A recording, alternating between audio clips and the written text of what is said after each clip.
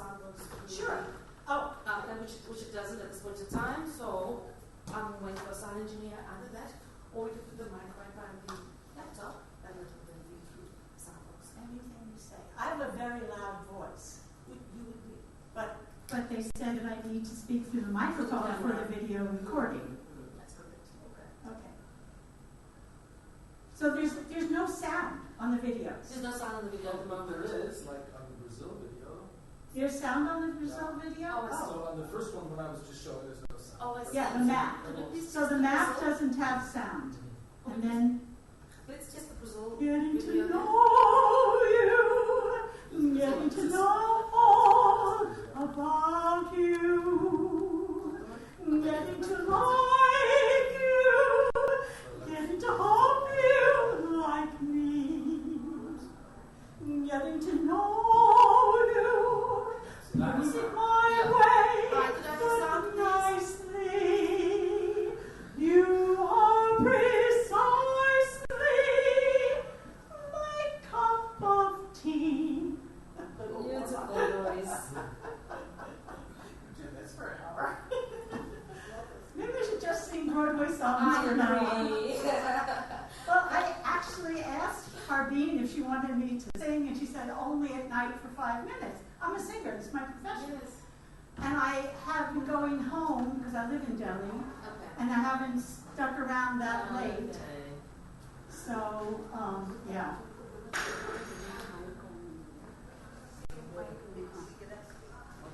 So, is there sound? It's working on it. It's showing. Are you Dixie? I'm Lee. Lee. Lee!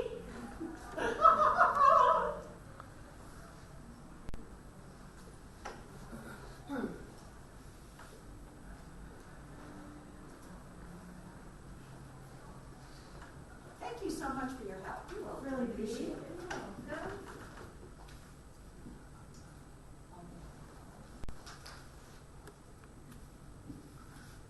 So this one's for you. On a clear day, rise and look around you, and you'll see who you are. On a clear day, how it will astound you. Let the glow of your being outshines every star. You are part of every mountain, sea and shore. You can hear from far and near a world you've never heard before. And on that clear day, on that clear day, you can see forever and ever and evermore.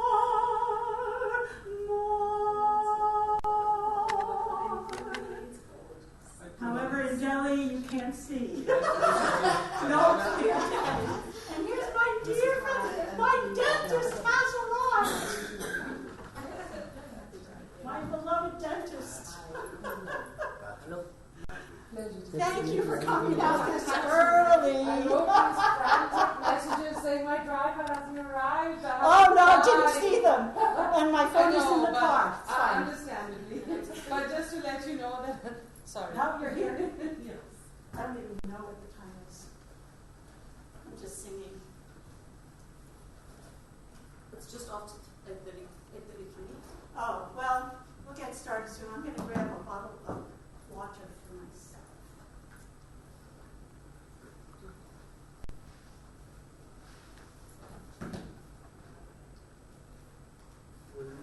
So how long do you think I should wait? To 8:35 and then get started? Yes. As soon as we get the sound going, so just a couple of minutes more, please. Okay, that's it. Thank you.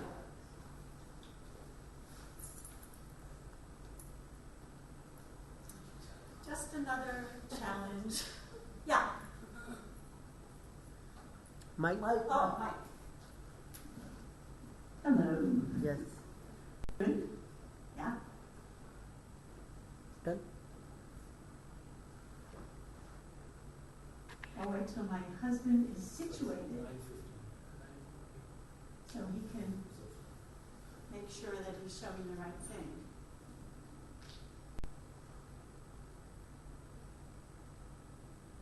We call this a select audience. Highly select. Privileged select. Yeah. Well, she takes the pressure off when you're doing this for your friends.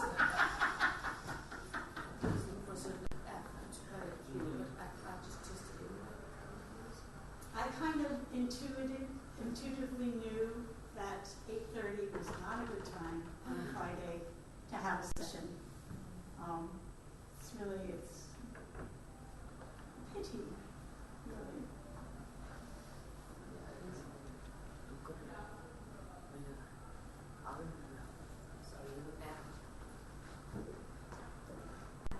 Connection to the box and the laptop, because if you take this out, I'm sure the sound will play through that on the side. On the videos, there is sound. So if you put this in, it's going to play through there, which it doesn't.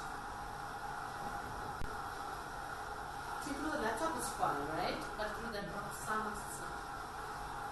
The other way.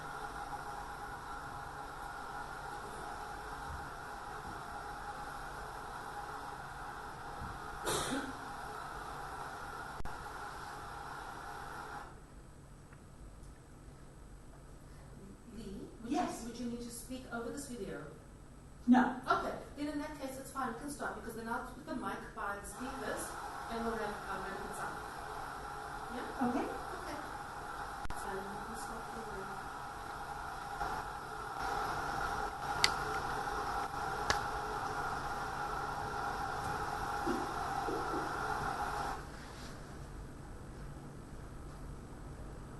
Don't worry. Okay, thank you. All right, let's start again. You're coming to the lunch, aren't you? Notice how many people have called the IACC showed up this morning. Yes, yes. Yeah. Even fewer than went to the NGO. All right. Yeah, go ahead. Let's go. Good morning, ladies and gentlemen. Good morning, ladies and gentlemen, and thank you for being here. You're very welcome. We have an esteemed speaker today, Ms. Lee, Alison Sibley. Ms. Lee is from Jordan. She's an actor, a singer, and a writer. But however, today she'll be speaking to us on climate change and the impact thereof on poverty. All right? Ms. Lee, please introduce yourself. Good morning, my esteemed audience. So great to see you here. You're making me smile already. Now, a disclaimer right from the start. I am indeed Lee Alison Sibley. I am a singer, I am a writer, but I'm not from Jordan. I wrote a book about Jordan, and the organizers thought, because I wrote a book about Jordan called Jordan's Jewish Drama Queen, that I must be from Jordan. But actually, I'm from New York. But I'm here today not to talk about those things. I'm here today because I am the Earth Day representative in New Delhi. I've lived here for 4 years. And I'm also a climate reality leader, trained by Mr. Al Gore, the Nobel laureate. And he was so inspiring when I was being trained to be a climate reality leader that I thought it would really serve my community, my country, and everyone to talk about climate change. So when I was invited to this conference and how to select from the many, many, many topics to speak about, and I could have picked a number of other topics, I chose to talk about what I believe is the greatest threat to mankind. Now I want to ask you, the audience, do you believe it's the greatest threat to mankind? Yes. It is. It's not terrorism. It's not Brexit. And it's even not Donald Trump. Climate change is the greatest threat to mankind. So that's the really bad news. But today, I'm going to give you some good news, some hope that together, as humans, we can change the trend of global warming and make it better. Now, my generation, we did terrible things. We didn't realize it at the time that we were doing all these bad things, using fossil fuels, and we were using aerosols and all these things that impact the environment. But we made big mistakes. And unfortunately, the next generations are going to have to pay for our mistakes. So I really, really believe that young people today can turn this around and make it better. Now, I'm not a scientist. No, as you can see, singer, actor, writer, that could define me. But I'm a human being who cares about Mother Earth.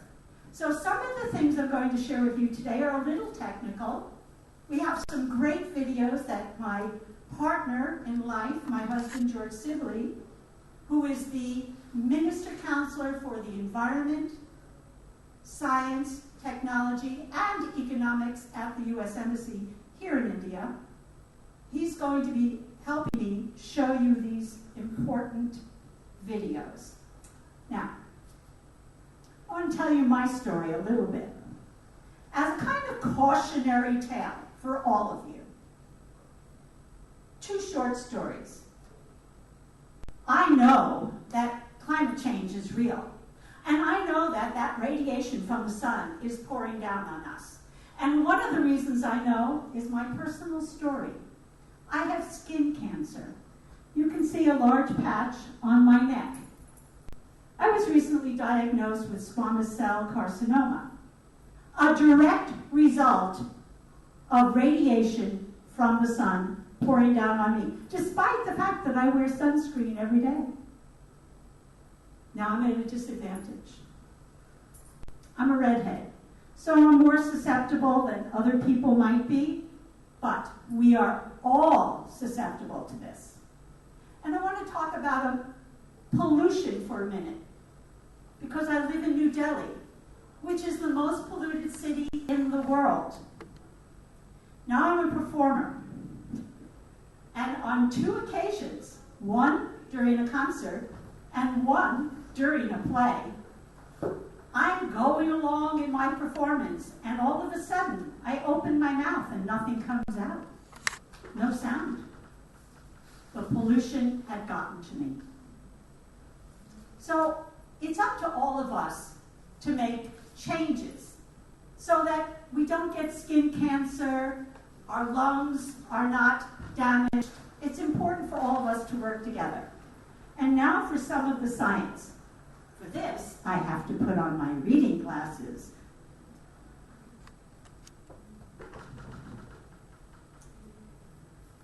We can make a difference with renewables, renewable energy, which I am going to talk about in the presentation, and reducing our carbon footprint. There are thinners in our atmosphere. Seen from outer space, our atmosphere is really a very thin layer. And it is actually too thin right now to protect us, to protect our fragile planet. Look at our neighbor Venus, the planet Venus. Okay? The planet Venus is hot because it's near the sun, and it's surrounded by carbon dioxide, causing the sun's radiation to pass through its atmosphere and then trapping inside. But Venus, if you go a very long distance, how far is it if you go from Venus? 50 kilometers above the surface of Venus. You could actually live in the atmosphere of Venus if you go far enough.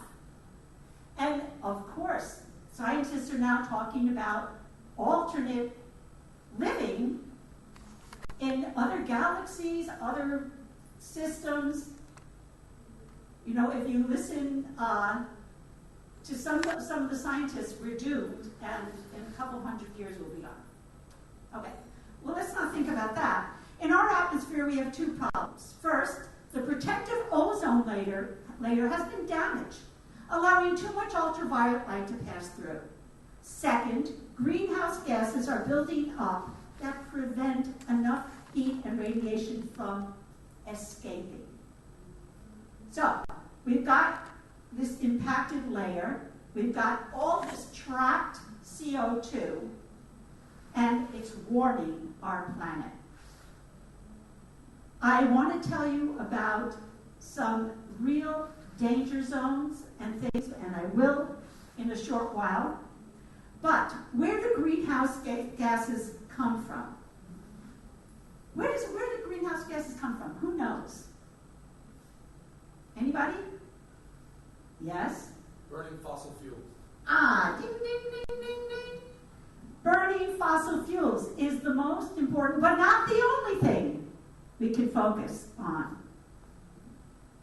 Okay? We can focus on carbon dioxide because we can change the burning of fossil fuels to make a difference. Now, this is something that I found very shocking, and I hope it makes you really sit up, and I'm watching you. The energy trapped by man-made global warming pollution is now equivalent to, you ready? 400,000 Hiroshima atomic bombs per day, 365 days a year. Are you sitting up? Isn't that shocking? The energy that's trapped is making this happen. Now, my husband's going to show you a map to show you warming trends. This is for real. And the map starts in 1884, believe it or not, 1884, to show year by year the changing temperatures. Blue temperatures are below normal, and yellows and reds are above average. So look at the years passing, look at our changing map. Yellow, yellow, yellow, red, orange, yellow, red, yellow, red, yellow, red, yellow, red. Bad. Do you know people die during heat waves? People die. They lose their lives during heat waves. And to give you some statistics about that, we abandoned our cattle. Government officials abandoned us, say famished villagers. This is from the Times of India in Chennai, in Tamil Nadu, a week ago. Drought, suffering, it's all part of global warming. And if the map were startling enough, I live in India. What does the Indian Meteorological Department say? It says that 2016 was the hottest year in the history of India. It says that the temperature reached 51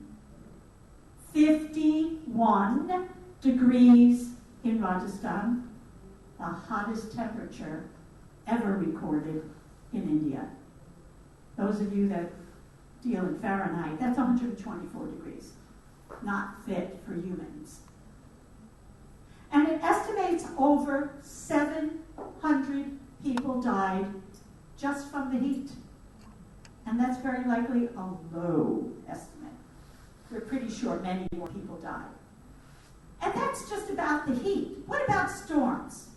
So there's a story I read in the newspaper recently about the island of Tasmania.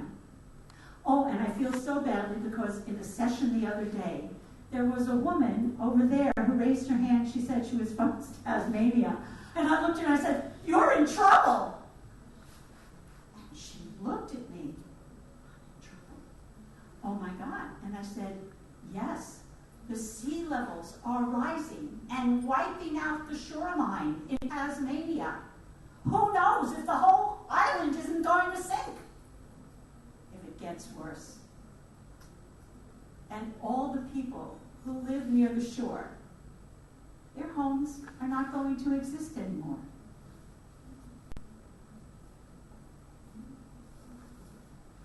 %90 of the extra heat trapped by man-made global warming pollution, where does it go? Not George. Where does 90% of the warming air go? Anybody?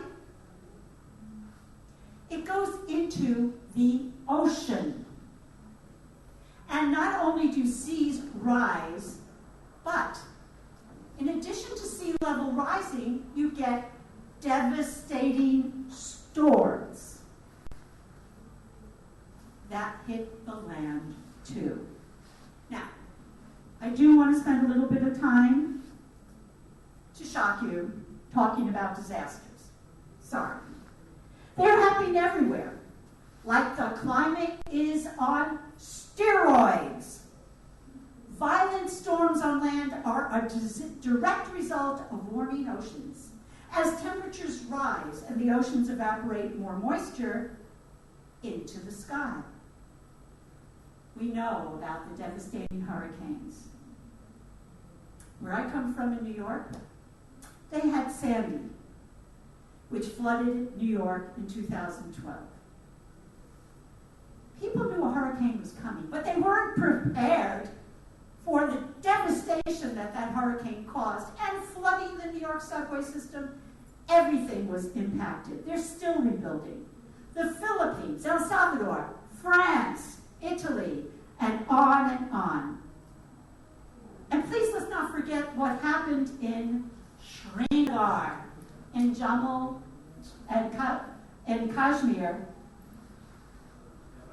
because that flood in 2014 left thousands homeless. Thousands homeless. And I remember being part of a relief effort, collecting blankets, pots, pans, anything to send to the people of Srinagar who lost everything in the floods.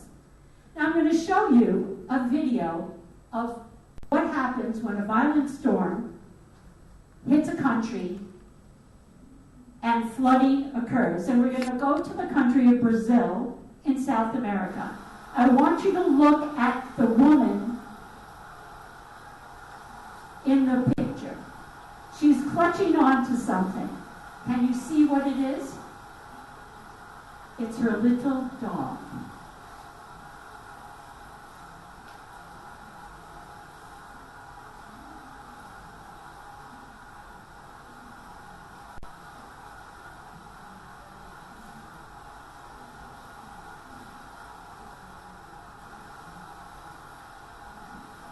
See a dog anymore?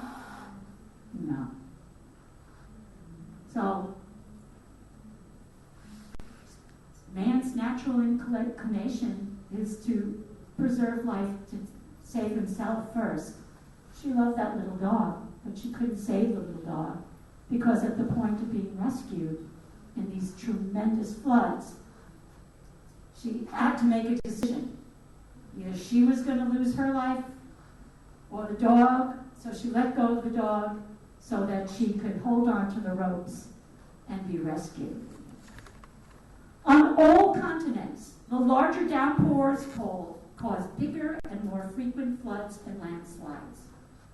And when people, this is big, deforest their land, the mudslides cause more devastation, destroying villages. And that's happening all over the world as well. Flooding comes. If we don't have forests, this is the story of the Amazon. If we don't have forests to trap the water and slow it down, the mud and the mudslides devastate all the villages in the surrounding areas. It's like a game of dominoes where you hit one and then the next and the next and the next and the next and the next. In 2010, 20 million 20 million people were affected by flooding in Pakistan, further destabilizing a nuclear-armed country. Is this what we want? In these crises, without potable drinking water, what do you get next? If people don't have clean water to drink, what happens? Exactly. Disease, cholera, diarrhea, dehydration, death. And that's the sequence. But let's shift now away from flooding and talk about climate change causing drought. In 2013, Maharashtra suffered the worst drought in 4 decades. In Rajasthan the same year, drought. Central America, 80% of Guatemala's corn crop, and corn is for Central America, but rice is for Asia. 80% of the corn crop gone, destroyed. But you can imagine the impact on poor people and hunger after that happened. China, Korea, Indonesia, Egypt, all impacted by drought, but no country is exempt. No country. Right now, today, Kerala, and you see I focus a lot on India because it's the country that's like a second home to me. I spent 3 years in Kolkata and 4 years in New Delhi. Kerala has the worst drought in 115 years and is cutting power as the dams go dry, sucking groundwater. Tamil Nadu and Karnataka are not much better as they battle over a rapidly depleting Kaveri River, fighting over a resource that is barely even there. Another country. Will it get as bad as Syria? Listen to the statistics for Syria. In 2006 to 2010, drought turned 60% of Syria's fertile land, 60%, into a desert. By 2010, the drought had killed 80% of the country's cattle. These are unimaginable statistics. Who is to say, get this, who is to say that the drought did not contribute to political instability in Syria? The Syrian Minister of Agriculture stated, the economic and social fallout from the drought was, quote, beyond our capacity as a country to deal with, unquote. Let's look at a couple of clips from the impact of shrinking glaciers in Bolivia, in South America, and farmers giving up and moving to the city in Kenya, in Africa. But there is no place on earth that is not feeling the impact. First, Bolivia, South America.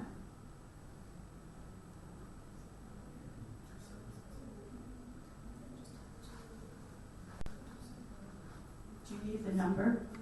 It's 2768. Yeah, that's it. Yeah, that's it. Has anybody here ever been to Bolivia? Beautiful, well.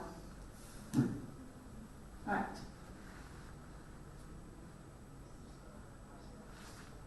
Achachila, spirits that control prevailing weather.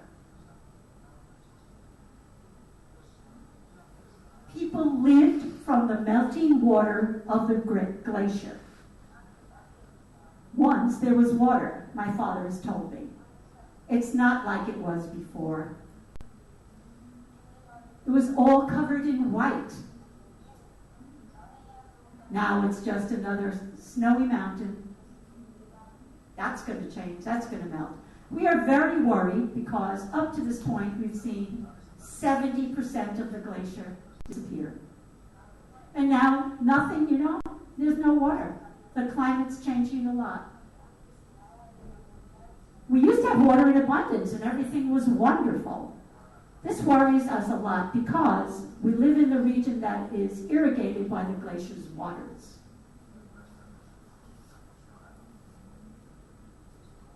Because there is very little water, the communities higher up in the mountain, they don't let the water go through because they need the water. My children don't want to live here anymore because there's no water. We used to be 60 families. Of these, 40 have gone to La Paz, the capital, and other cities. We worry a lot for our children. We ask ourselves, how are they going to live? I don't think there's a solution. We can replace anything, but the Illimani, I don't think we can replace that. For us, the disappearance of the glaciers is like a slow death. Water is life, isn't it? Tens of millions of South Americans rely on the disappearing Andean glacier. Now I know because I've lived a lot of my life in countries that are threatened by poverty. So I've lived in Brazil, I've lived in Mexico, Indonesia, Nepal, Madagascar, and India. I'd like to show you another clip of Kenya, 2082. So people in the village are a little hard to see. People in the village are trying to raise the spirits to give them rain.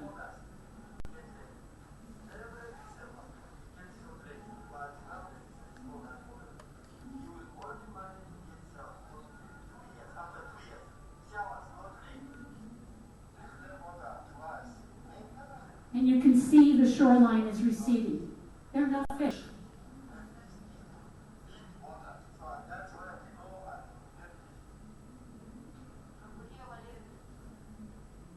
Look at the shrinking lake. Look at the landscape. No crops.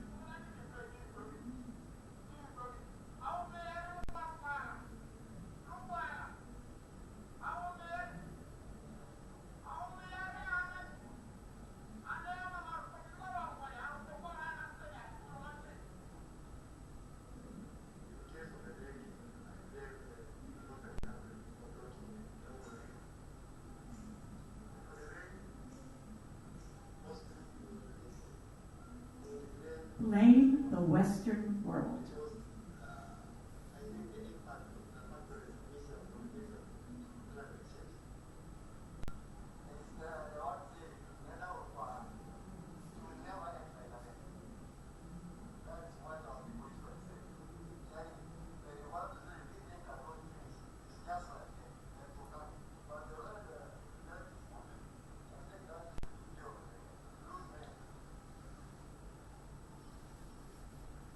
Tens of millions of Africans rely on the threatened fishing industry for their livelihood. So you can see in two very different parts of the world the impact of drought on the economy, on the culture itself, the very culture that these people rely on to survive. What can they pass on to their children if the very industries that have sustained them for millennia are destroyed? Department of Defense has said, quote, rising global temperatures, changing precipitation patterns, climbing sea levels, and more extreme weather events will intensify the challenges of global instability, hunger, poverty, and conflict. Conflict. So if people are starving and they're blaming their government, or they're blaming the next village, or whoever they're blaming, emotions rise. People are angry. They want to, save their children. And that's when you get conflicts, you get war. I want to take a moment to tell you some more shocking statistics related to global warming. Okay, we're going to go to Antarctica. Between 2010 and 2013, the Antarctic ice sheet lost ice at the rate of 160 billion metric tons per year. That's a lot of ice. And that was twice as much as the period between 2005 and 2010. Because that is the trend now. The Antarctic ice shelf melting, receding, and that impacts all of us. All right, now I want to ask you, the audience, because I see some of you haven't had enough coffee this morning, and it is early. I want to ask you, what do you think the top 10 cities by population at risk from sea level rise in 2070? Population, sea level rise, 2070. Can you guess some of these top 10 cities? Come on, hands up. All of you out there, I see there's so many people that want to answer this question. Mumbai.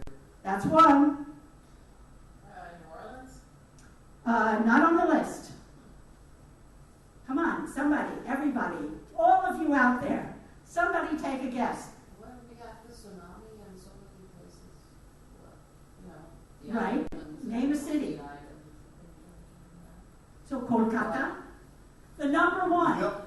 New York. Not on the list. Manila. Nope. So I believe the Maldives also sinking. The Maldives are eventually going to be underwater. We know that. But that's not by population. Because the Maldives don't have a huge population. Dhaka. Dhaka. On the list. Ding, ding, ding, ding. Number 3. All right, so I know all of you many, many people out there are going to want to guess. But I'm going to give you the list. Are you ready? Unfortunately, sadly, my favorite city in India is top of the list. Kolkata. Number 1. Number 2, Mumbai. Number 3, Dhaka, Bangladesh. Number 4, Guangzhou, China. Number 5, Ho Chi Minh City, Vietnam. Sounds like I'm talking about prize winners. Next, Shanghai, China. Bangkok, Thailand. Rangoon. Oops! Rangoon. That's where I'm moving in July. To Rangoon, Burma, otherwise known as Yangon, Myanmar. That's on the list of the top 10. Got to do something while I'm there. And next, finally, Miami. Whoa! The only American city in the top 10. And the last one, Haiphong, Vietnam. So, except for Miami, all those cities are in Asia. Asia. Oh my goodness. 9 out of 10 cities in Asia. Not good. So, what are we going to do about it? Burning fossil fuels has other effects too. I have some more shocking statistics. In Delhi, my home, more than 40 people per day may die from respiratory diseases caused by pollution. 13 of the worst polluted cities worldwide are in India. More people die of asthma in India than anywhere else in the world. So, what's going on? The burning of oil, the deaths from coal emissions, burning garbage, burning fields, these are not the answers to solve climate change, global warming. But there is hope. Yes, finally I'm going to tell you some good news after all the startling statistics about the bad news. We have solutions at hand. Green energy progress has been made. Wind and solar energy, and it's going and being built at 10 times the estimated rate of just a few years ago. So countries are really focused on coming to alternate sources for their energy. People are building windmills and solar panels.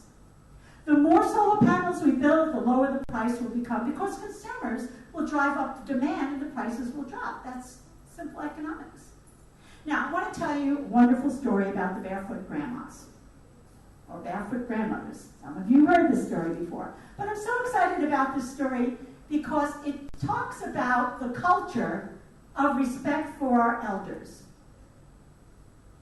So in the 1970s, an American came to India.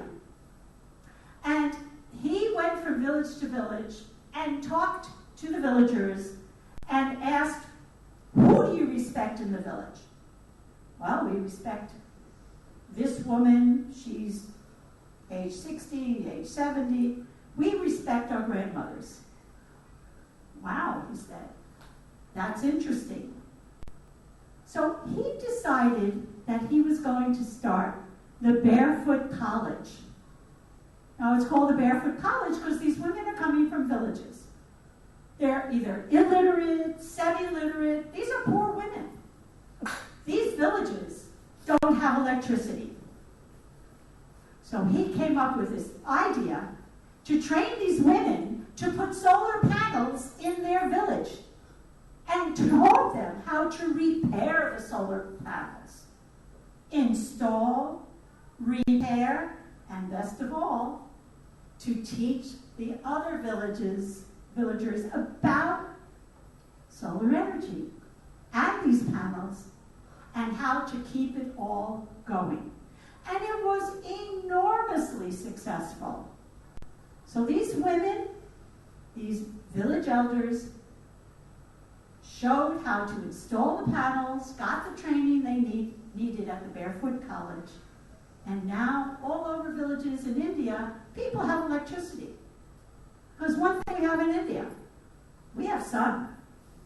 We have lots of sun. So, by using this thought that the elders are respected, because who's not going to listen to his grandma after all? And I know because I'm a grandma. And my two granddaughters better listen to Grandma Lily. So, this was a great experiment and it worked beautifully. And we need more ideas like that because we need to engage the whole population, not just the scientists in the cities or in other countries. We need to engage people in the villages who can teach the younger generation the value of green energy. Now, what about you? What can you do? One thing you can do is to come to conferences like this one and learn and speak up, because it has to spread. And that's why it was important for me to go to the Climate Reality Leadership Training. There I was surrounded by hundreds of people from all over the world, many Indians, and I was lucky because I was put at a table with all Indians where I was the only non-Indian. So I could deal locally with the people sitting at my table, and we could come up with solutions to go out in Delhi and help people with green energy and other things related. Now, I said I was the Earth Day representative for New Delhi. Earth Day in India comes, the leadership comes out of Kolkata, and I'm the Delhi representative. And what we do is we go to all the schools in Delhi, and we do training programs for the kids, for the teachers. We get everyone to think about clean energy, fighting pollution, and what each individual can do to make it better. And we sponsor contests, we get kids to film an idea, and then we have a contest, we have winners. So it's all over India. I'm proud of all the progress we've made. And we have an ebook. Now, our ebook on Earth Day Network is awesome. We have 3 ebooks, and the first 2 I edited personally. What are our ebooks? These are stories about successful environmental enterprises throughout India. People are genius, and they came up with these amazing ideas how to improve the environment, how to improve green energy. And the stories are in our ebook. So if you go to the Earth Day Network website, they're free. The stories are free. And they come with beautiful illustrations of the idea.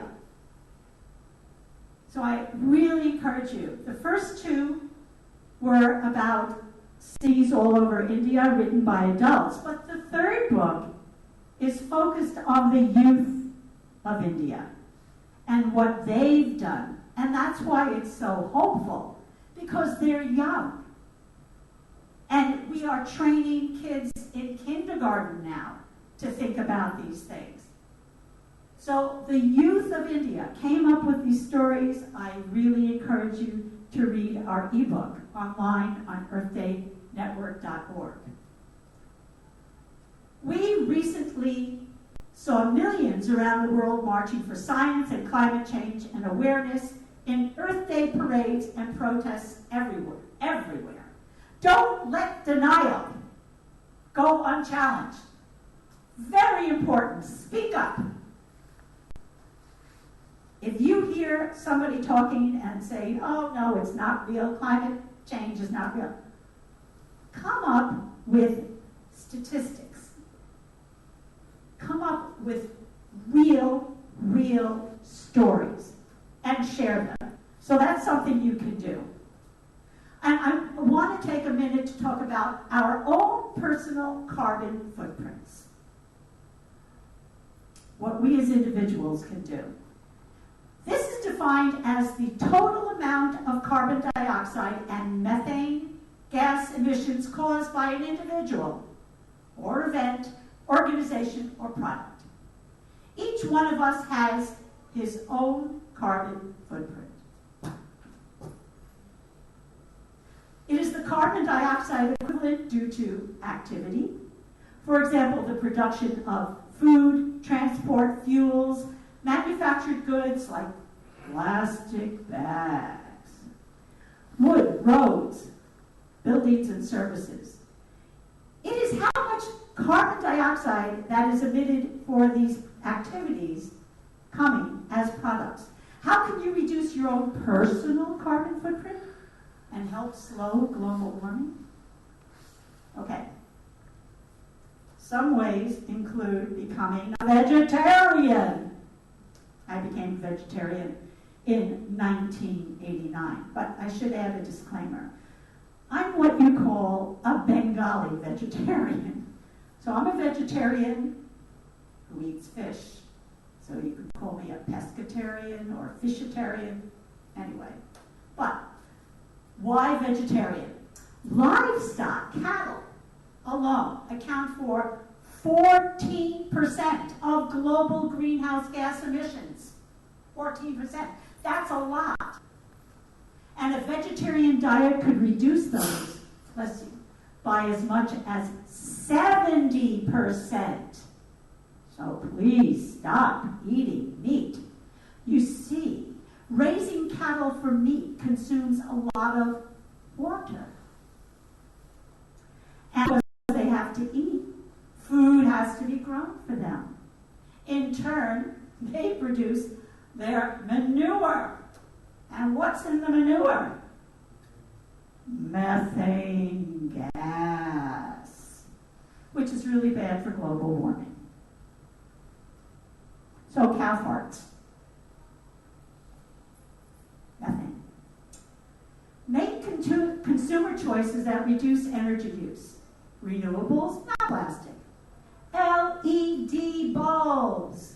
Important. Not incandescent light bulbs.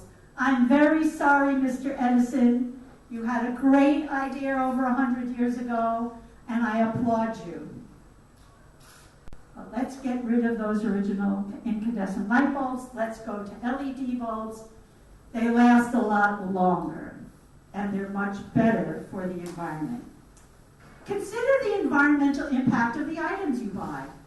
What went into producing them? Be a knowledgeable consumer. Think about the products you buy.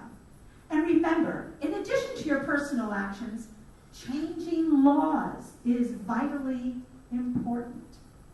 And the Paris Agreement was a first step to bring the world together to make these changes. Make sure your children, grandchildren, and all children, your nieces, your nephews, your neighbors, are getting environmental literacy, which is the theme for this year's Earth Day, environmental literacy. Lessons in their school curricula. Read them stories. There are many books out there about forests and lakes and animals devastated by climate change. If you share these concepts when they were young, they will remember them all their lives. And that's the idea. Get them while they're young, pass on to the next generation. And this will grow geometrically. And as I said at the beginning, to come full circle, my generation really messed things up. Make sure the next generations don't. You can become a climate reality leader yourself. Yep. Go online and check where the next training is. climatereality.org. The more of us there are in the world, the better equipped the world will be to solve the problems of climate change. And it begins with you. So as I said, I'm not a scientist. I'm not important. I'm just a human being with a message. But my message impacts everybody in this room. It's about all of us. What we can do, what we should do. So please, do your human duty, go out there and help. And remember, don't forget the sunscreen and a hat. Thank you for listening today.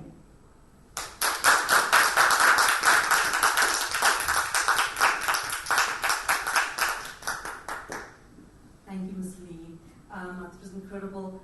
I agree with children. My niece is only 9 years old, and she came to visit me about 3 years ago in Cape Town, and I lived on the foot of the hill, and I think there may have been a forest there. There's just some remnant of it, and she was devastated. And I didn't even know what she was on about, this climate change. Why are they taking the tree down? I don't know why. And so yes, she's actually changing our behavior as adults because she's got the education. She got an education at school. That's what the children do. Are there any questions that I can answer from the audience?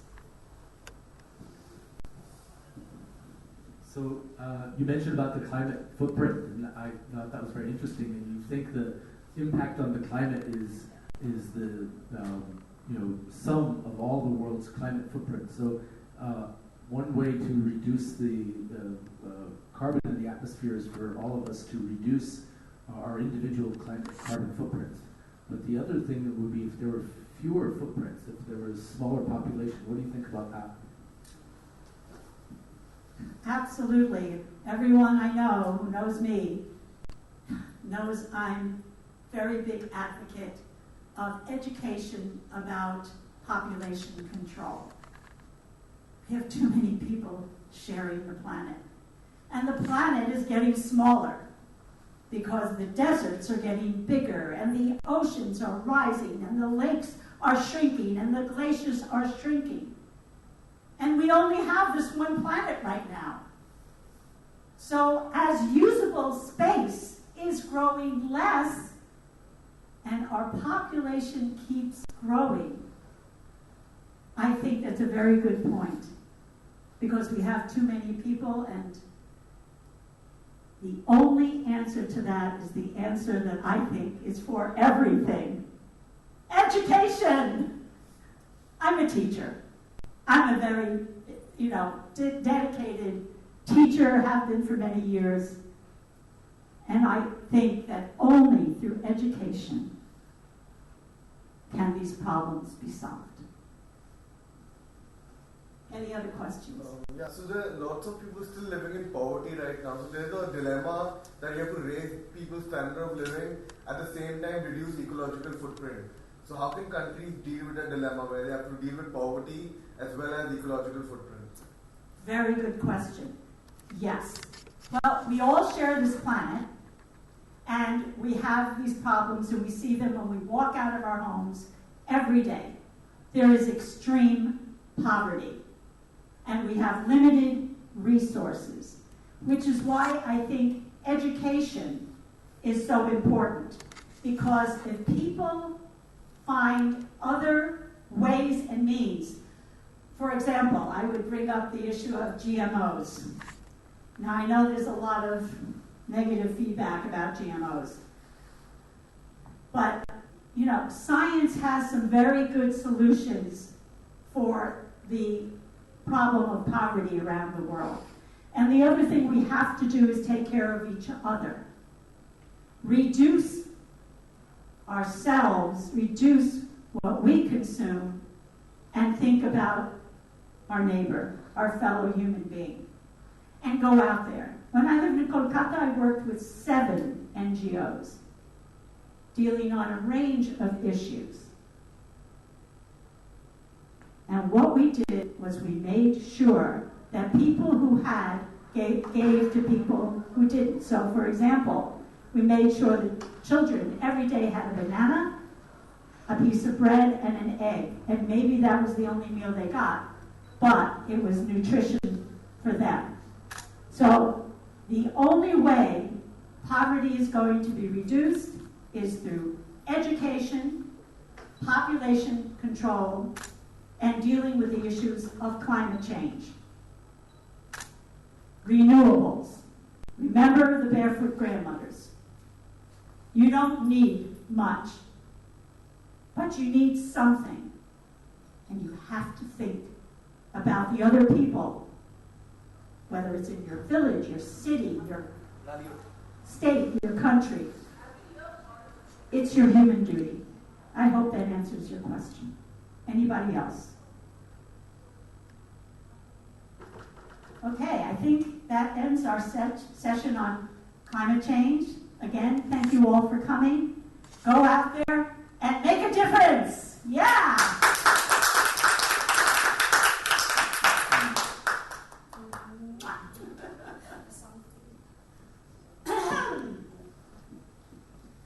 We shall overcome. We shall overcome. We shall overcome someday.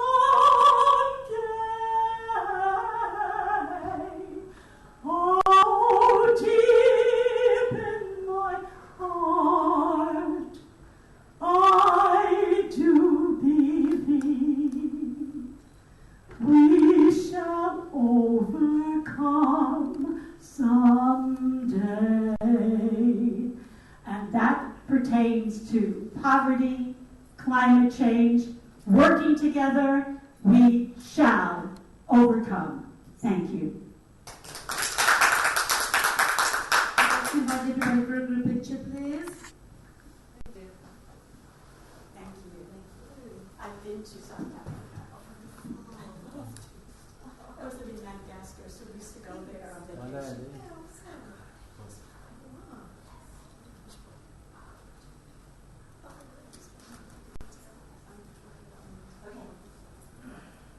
come for one step forward, two steps. Yeah. You should.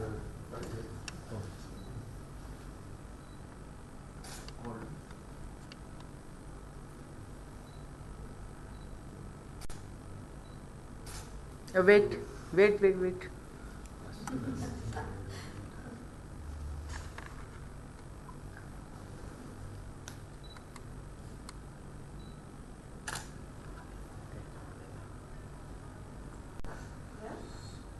Thank you. Are we good? Thank you. Thanks again. Thank you for coming. One of the few people.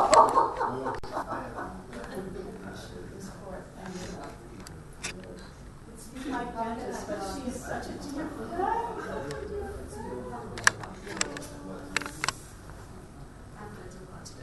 Oh, good. 8:30 is a terrible time to have a session. I'm For most people. Yeah. It's going to be mine, so. I hope people will watch it.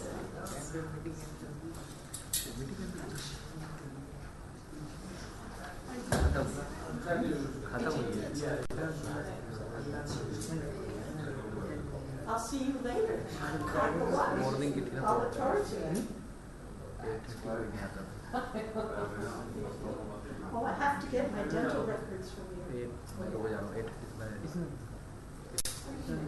So we didn't need that to separate. He's on the job. All right, I'll see you not too long. All right. So I guess you want to come with me to get to ours and get your phone. Yeah, well, I'm going to go with you anyway. Yeah, I have my lunch today. My farewell lunch. My wonderful organization, that except for Poonam, nobody showed up. They love me, but not enough to get up early in the morning.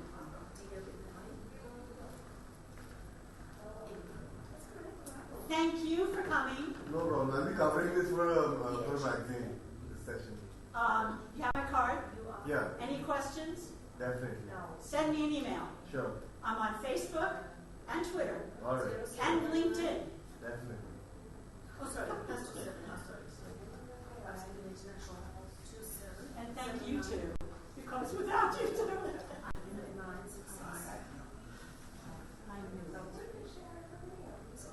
I knew it. I mean, really.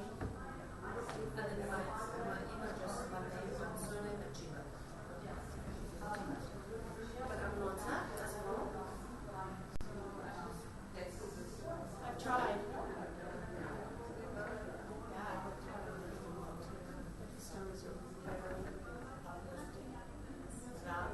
Man's genius is creative energy.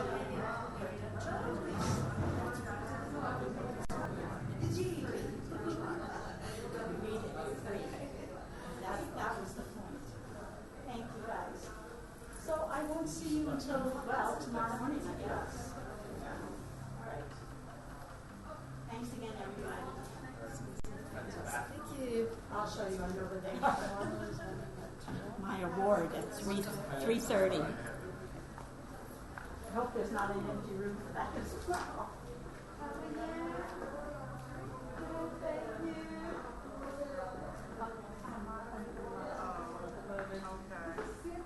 Yes. Oh, it's freezing in here too. It's freezing in here. Ooh. Are you Swati? No. I'm too though. My name is not here because I registered late. Are you speaker in this session? Oh, okay. So I know they had me and Swati on the board. Oh, you're there, Regina? I'm Regina. Is he still something out there? No idea. Oh, he doesn't work for the hotel. Media. Oh, let's see if we can get somebody interested in here. It's early in the morning, it's freezing. Gosh.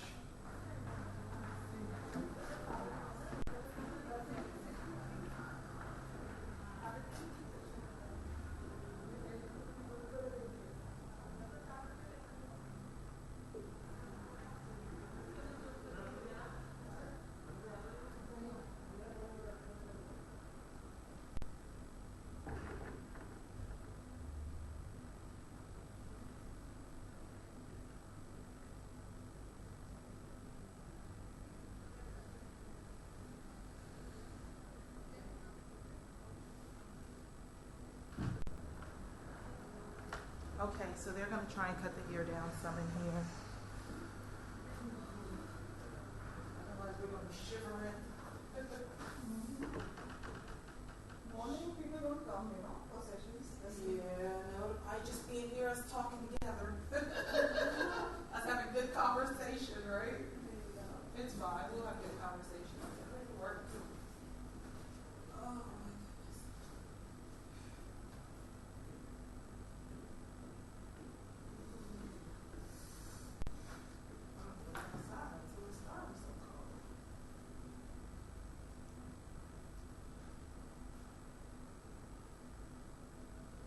How can we see our sessions like where?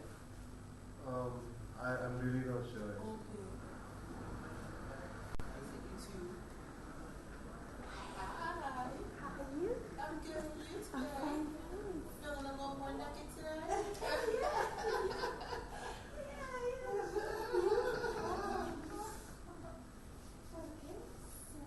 Thank you for sitting and participating. Thank you so much.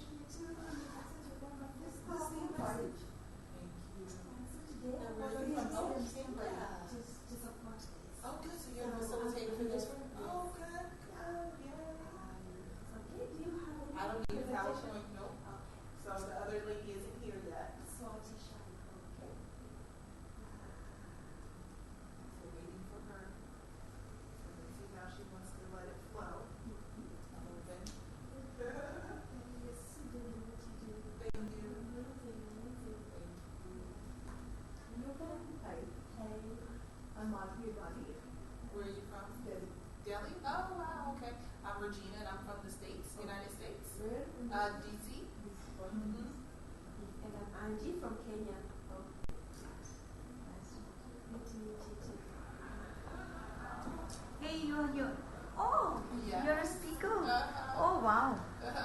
My friend is also a speaker here today. Also, yeah, Swati? No, her name. Here, hello. नहीं कहाँ है तुम्हारा? इसमें ये राष्ट्र register है. Because she got herself registered at the end last moment yesterday. Oh, okay, okay. Morning में audience जाती है ना. You are lucky to get out come early morning. Madhavi, she was amazing. I was talking about the lady who presented beautifully. She's the one. You know, she had put out the stickers of different. What you just explained? What did you do? So it was called Getting Naked to Get Free, and so I just had sticky notes on me, and it said, what was your sticky notes? Did I give you one? Disappointment, fear, doubt, self-sabotage, things that keep you from getting free, things that keep you from being able to release and get naked. And so they took the stickers. So they took stickers off. If it related to them, then I asked who it related to, and they could take the sticker off. And that was their way of getting naked from that particular thing that they claimed as a sticker. I learned that from her, from my presentation. She did it so well. Very interesting. I was sitting with her. She's talking. a award-winning speaker. Yeah, she's an award.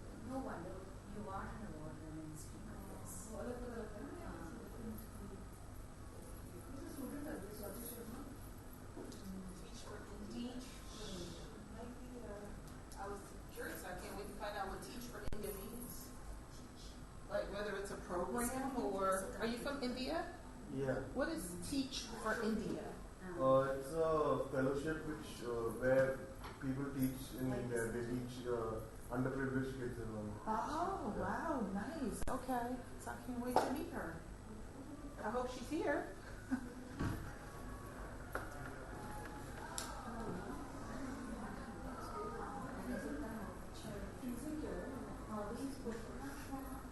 Facebook पे picture डालते हैं this कर click करते हैं as a consultant director.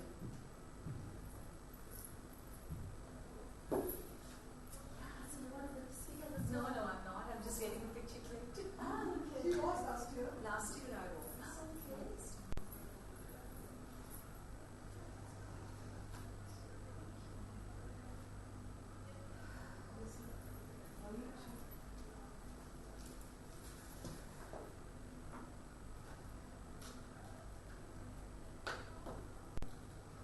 What a change.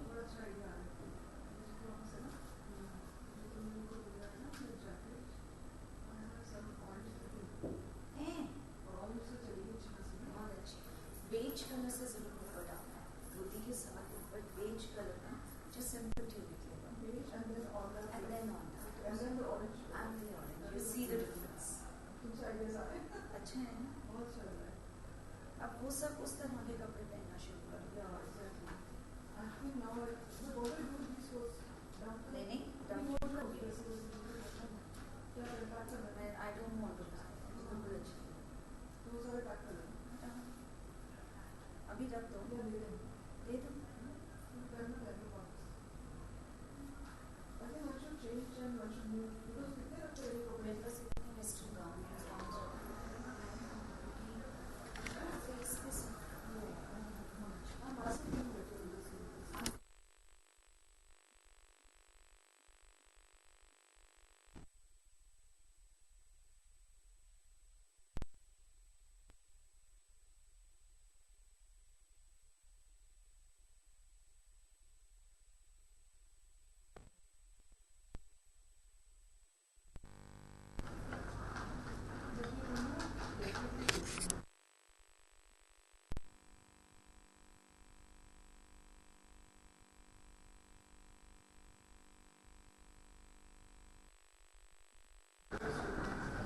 We're waiting for the other person. It's Sibley here. We're waiting for Swati's not here yet. I gave my name already last time. So I also speak about Oh, we haven't got you on the list, so who did you give your name to? In the media.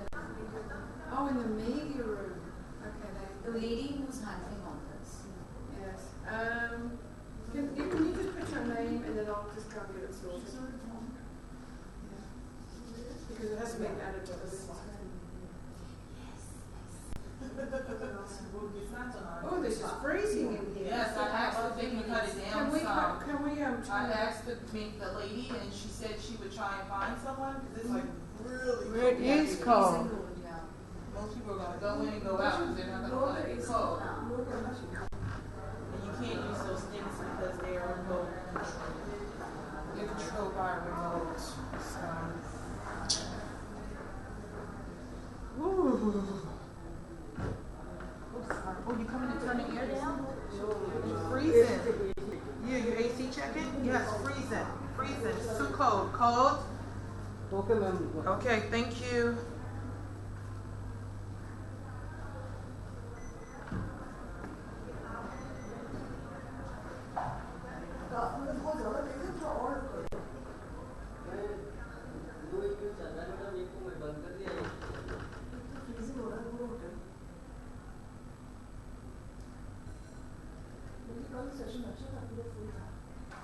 हो सकता है भी आ जाए. Morning में करते हैं वो breakfast वगैरह में करते हैं यार. They should not start until they should be advised. Set पर अब मतलब next day में कि they should start only after breakfast. Nobody will come before 11.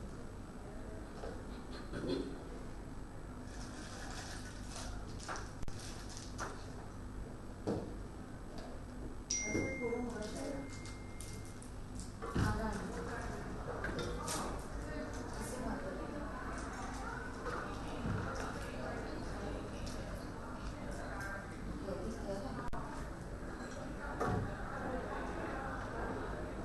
Jaya इतना हाइपरनिक से नहीं होती. आराम से उसको समझा रहे. I'm here. We're waiting for the lady Swati.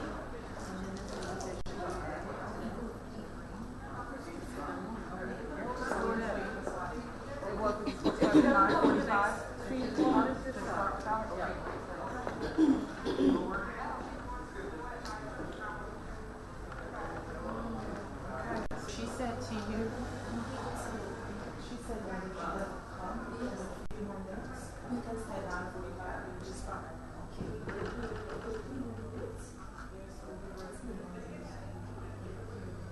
Did you hear somebody saying there's another presenter? Yeah, she said she is. Hello? She's a facilitator in the room. You can give her your name. Yeah, so only we'll be speakers and no audience. Sorry? Well, this is audience. One person is a full audience. Yeah. Yeah. So you said you are a speaker too, the same topic. Just let your names. here.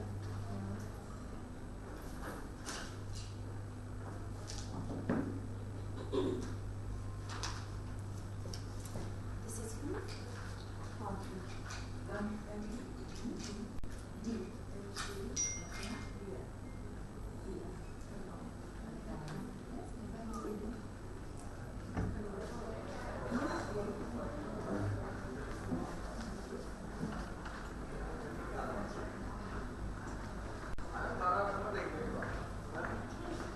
So your presentation was about how many minutes? So that you can see how best to okay, doesn't matter. 5 minutes, 10 minutes, 15? And Regina? About how many minutes? So if she comes, we can all swap the time. It's fine with me. I don't know if she's gonna walk in at any minute. I'll watch. So when she comes to the room, when she comes up, and I'll know we have less time to go, and I'll watch for you to get like 7 minutes. But as it stands now, we've got an hour, and then two of you. Okay. So maybe 20 minutes each, then 20 minutes And more. then we will have some time for discussion.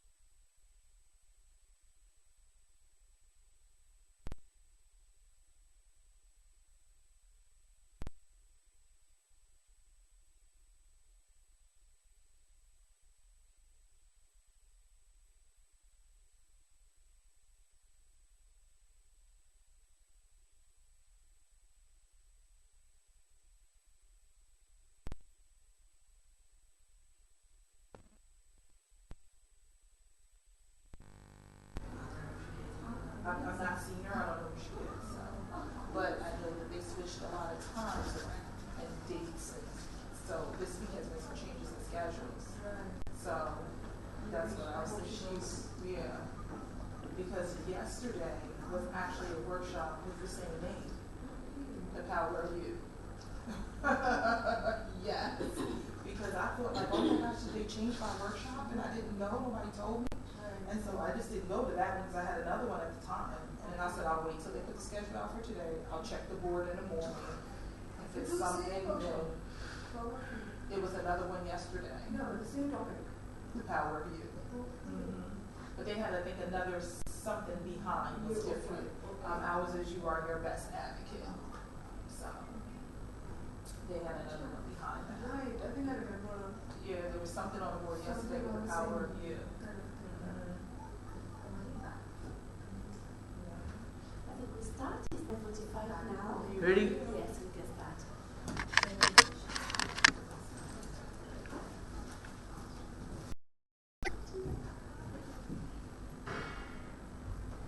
Good morning, everybody.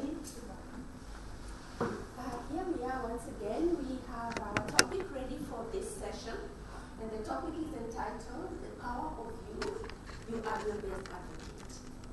We have got 3 speakers for this session, but 2 are here ready, and so we'll start with these 2, and when the other speaker comes, she will just join me. So I'm happy to introduce the first speaker. She'll tell us a little bit about herself, and then she will go right ahead and give the presentation.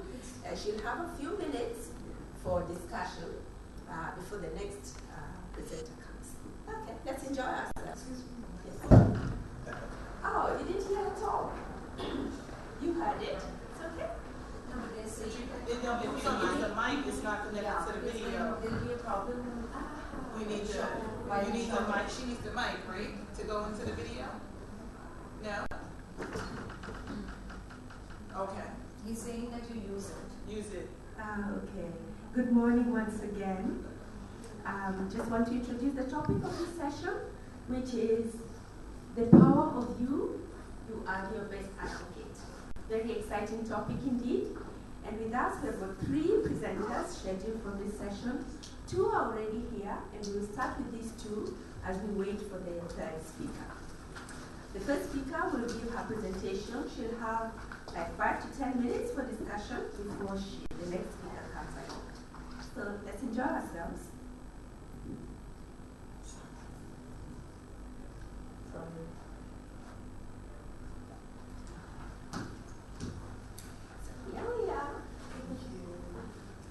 Good morning, everyone. I'm Regina Robinson of Regina Robinson Enterprises, and I am excited to be here in New Delhi, India. I don't know about you, but I hail it all the way from United States in Washington, D.C., the metropolitan area. So coming here to New Delhi, India, and to share a message with you is just amazing to me.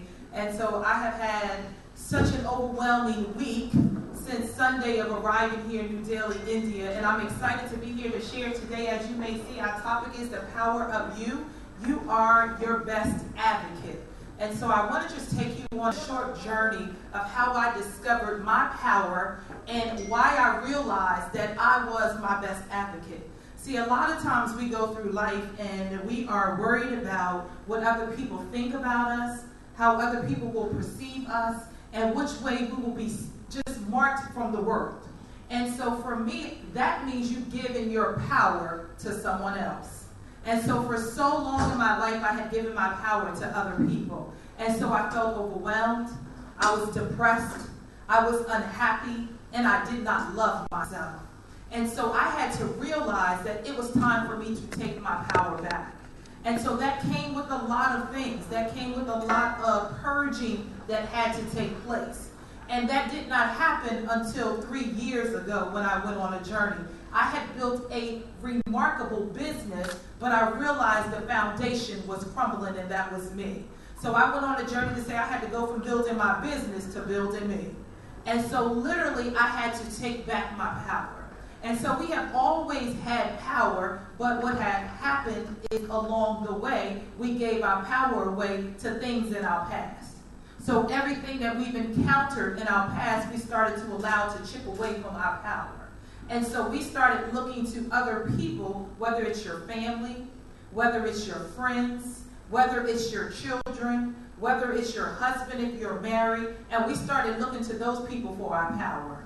And so we forgot what the power really meant. Your power comes from within.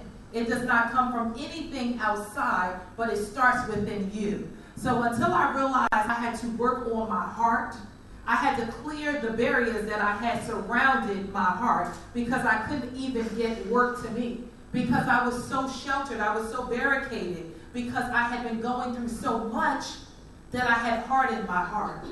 So I had no access to my power because I had blocked off my power source, right? You know, if you go to try and plug up something, for the kids it'd be technology or charging their cell phones. For us parents it'd be whatever it might be, our computers or whatever we need. But if you go to charge it and there's no outlet, you get no power source. So just like you need to get your power, if you don't go back and keep replenishing you because you've been depleted for whatever reason that might be. So if you don't re-energize who you are, then now you have no access to your power source. So we got to be able to tap into our power source, and that is from within.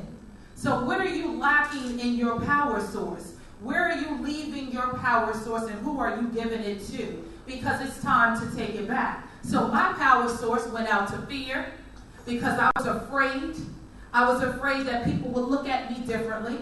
I was afraid of how others might perceive me. I was afraid that I would fail, right? So how many people are afraid to fail? Because you feel like if I fail, then something's wrong. No, I learned along the way that if you're not failing, you're not getting to success. So fail your way to success. It's okay. Fail forward. Just don't fail backwards, right? When you fail, fail forward. That means grow and learn as you fail. Take a lesson from every failure.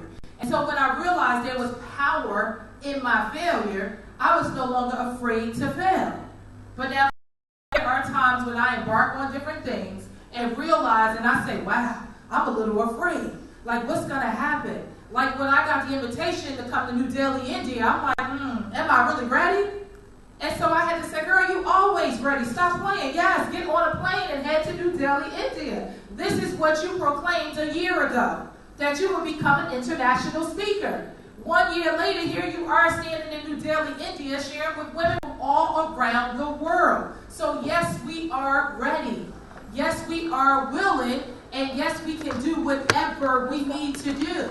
But we got to tap into the power of you. And so when you can take back your power from everyone else and make sure only you hold that power, then that's when you can start moving forward in your life. So what are some other things that I gave away my power to? I gave away my power to when I became a mother. Now some of you might say, well, wait a minute, that's the power, you know, that's a good power. But no, right? If we as parents are depleted, then how can we be fulfillment to our children? If we are going through things and we're not full, then how can we embark that into our children? So we need to make sure that we're completely filled up so we can give them everything they need. So I realized I had to take back my power. Yes, I was a mom and I was an amazing mom and I loved my daughter, but I realized I had to first start loving me. See, we love everyone else around us, and we love what the world gives us and what life gives us because social media allows us to see a microwave society. It allows us to think that everything comes easy. It allows us to think that there's a glitz and glamour to life, but that's only a snippet of the story into that person's life. So even when people see me on social media or they saying, oh my gosh, she's in New Delhi, India, sharing and speaking with women from all over, that's just a glimpse into my life. They don't know what the journey was that it took for me to get here and stand here today. Because 3 years ago, I could have never imagined being here, standing here today. See, I run a college planning services for high school students to get prepared for college. And so I've been speaking at high schools for over 7 years. But I just started speaking at women's empowerment conferences 1 year ago. So now I could imagine being somewhere speaking globally for an educational purpose, but when it came to a women empowerment purpose, I was like, oh, I'm not quite sure I'm ready to share my story about that. But I've been always willing to share my story with young women and young men that are getting ready for college. So we got to realize what's your power source, and are you willing, and do you have the courage to plug in? Because your power source isn't coming unless you decide and make a decision to plug in and get your power. So again, I went through that area and that journey of my life, and one of the huge power source that I lost was my belief in myself.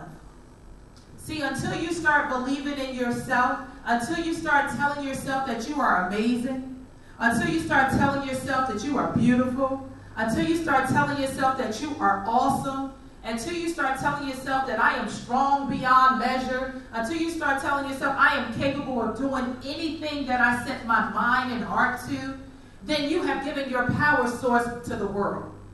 And so until I started taking my power back and letting myself know, girl, you are amazing. You are awesome. You are beautiful, because that wasn't stuff I was telling myself.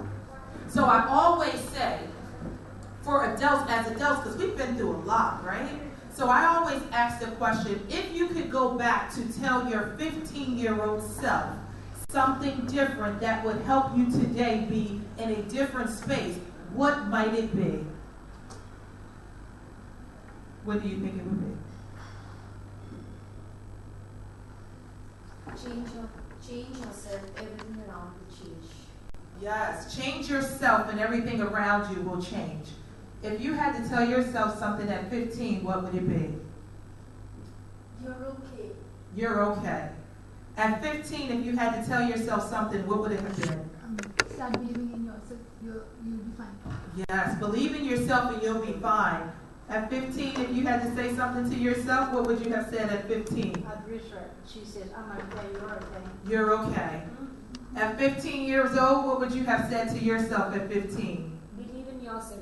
Believe in yourself. At 15-year-old, what would you have said? I think I would have said I wish I was as intelligent and as experienced as I am today. As intelligent and as experienced. At 15-year-old, if I could have reached back and told my 15-year-old self something, I would have said, no matter what, you are enough. Because oftentimes we go through life, and when life begins to chip away at us, we forget that we are enough. We stop telling ourselves along our journey that you are enough just as you are. And every 15. Oh, I'm sorry, 15. 1-5. Yeah, so that's what you still would have said? Okay.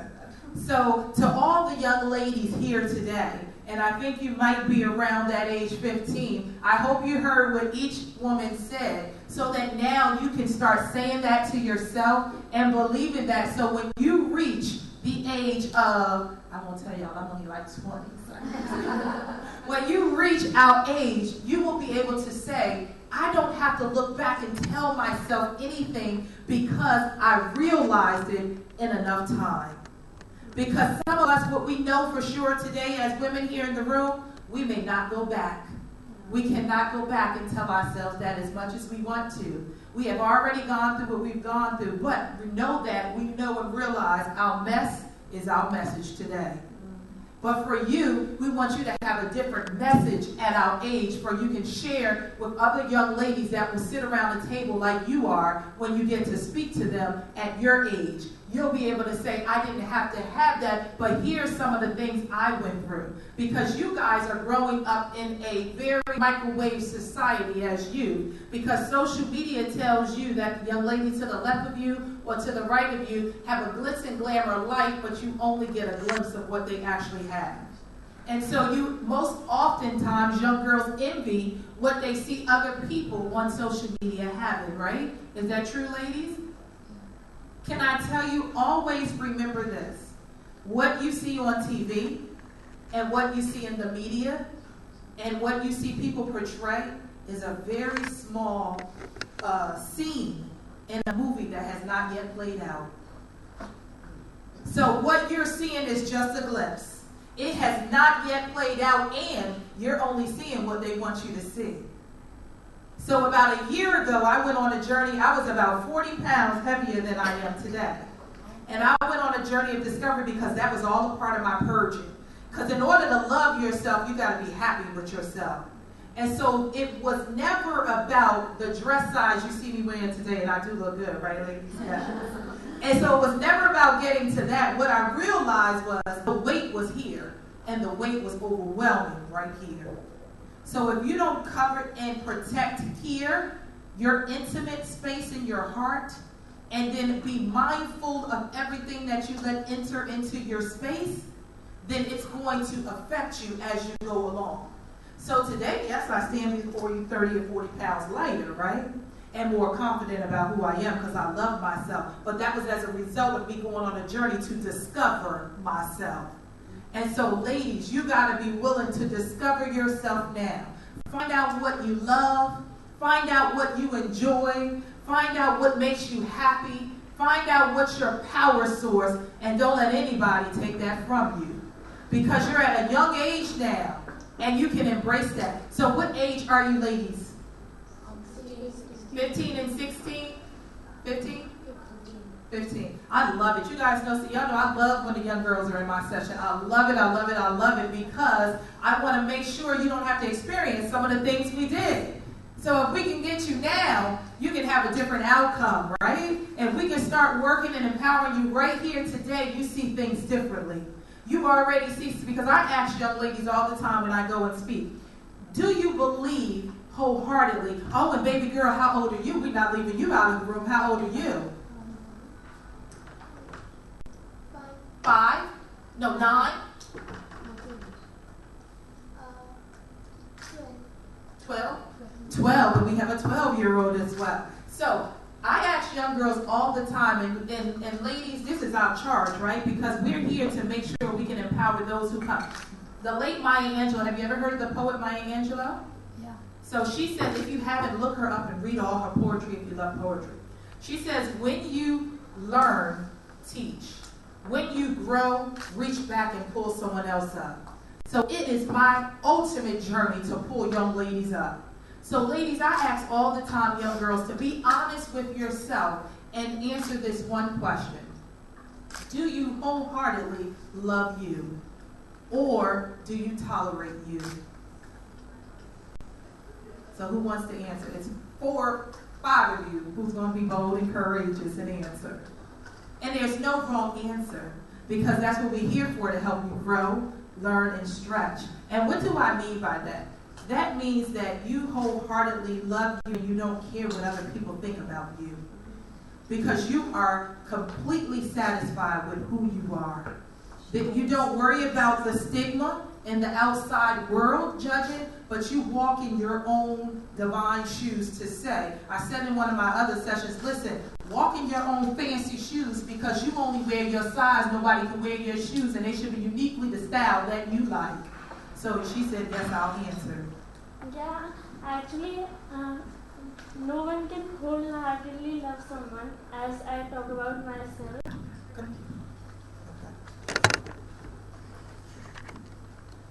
Yeah, if I talk about myself, then yeah, sometimes when some close people say something that obviously affects one, but I also love myself, and everything does not affect me, but if someone really close to me tells about my defects, then I should work upon it and just keep loving myself and bringing that change. Thank you.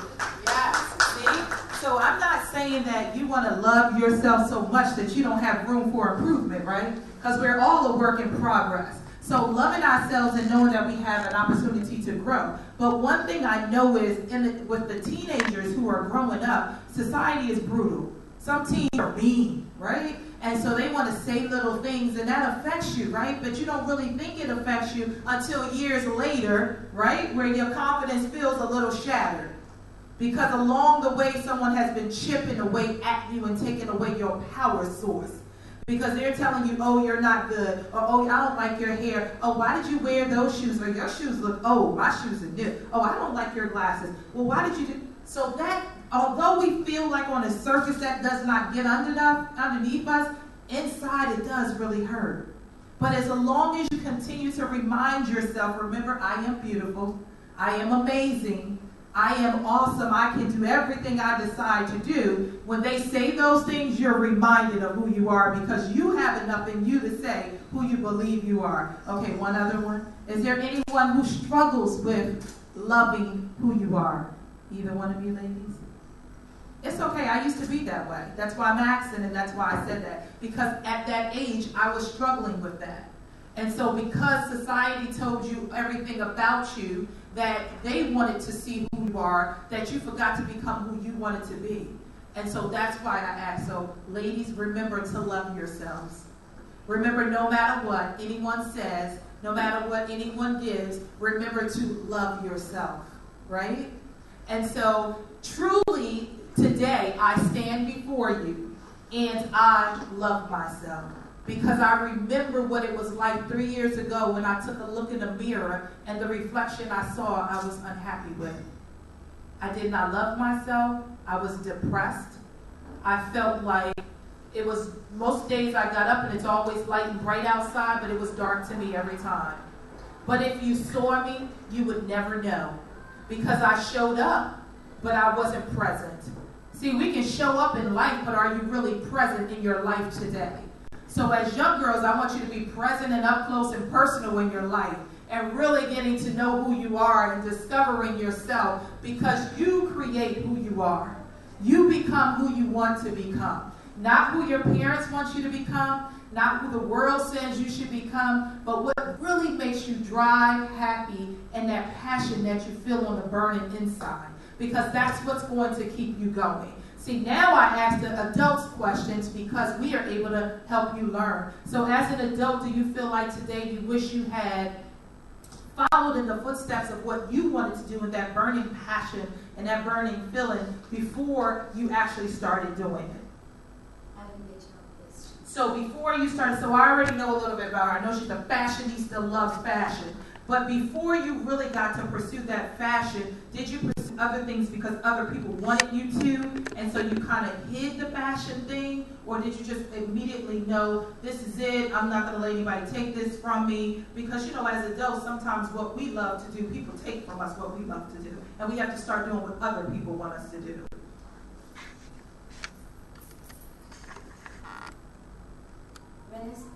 we all have our share of problems in our lives. I had mine too, but definitely because I was overweight, that was my biggest problem at that time, and a lack of confidence. Today, even if I'm able to share a part of my journey, I think it is.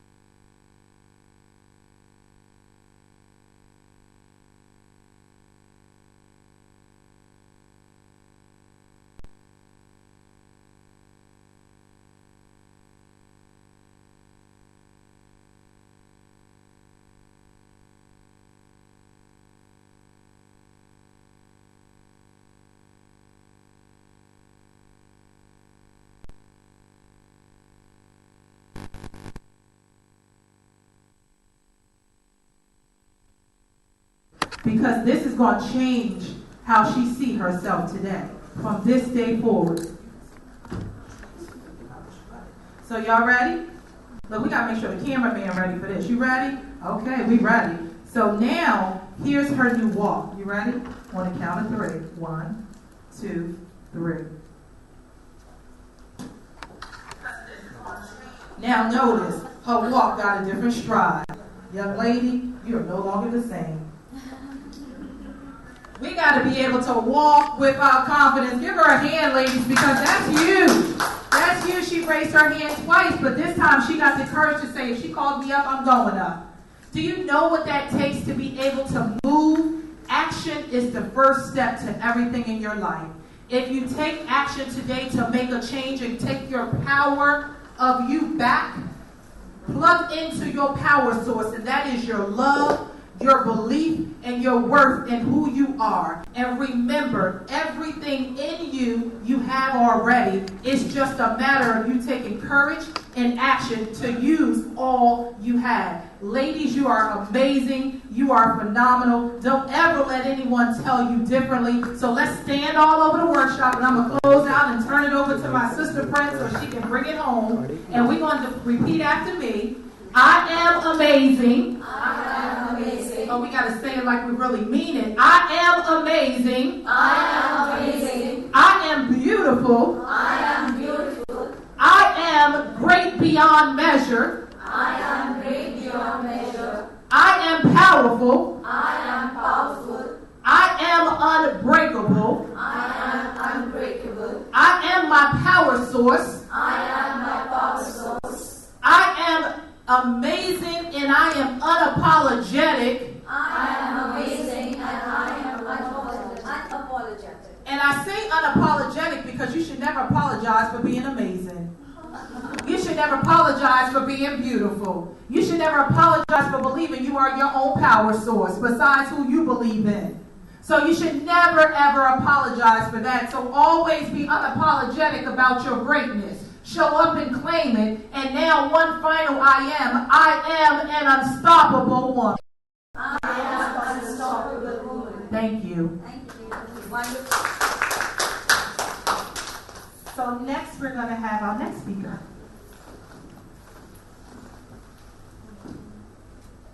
Hello and a very good morning to all of you. Good morning.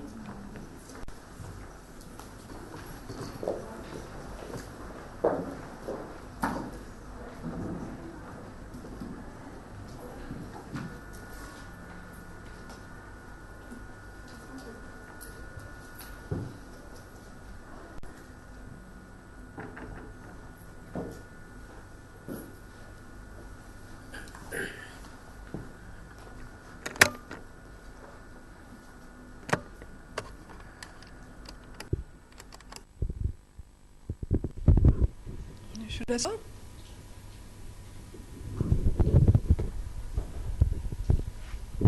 Hello? Hello? I don't think so. Hello? Can you all hear me online? No, it's not working.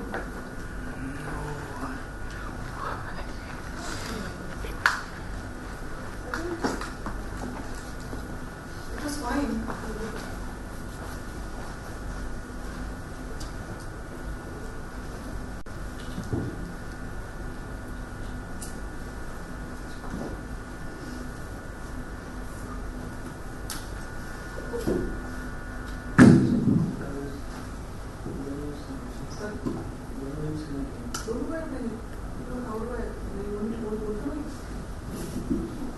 Hello, yeah. No, I can't hold both.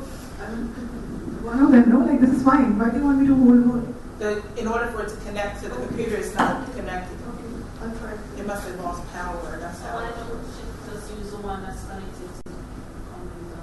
He's anxious. So it was a very inspiring and good.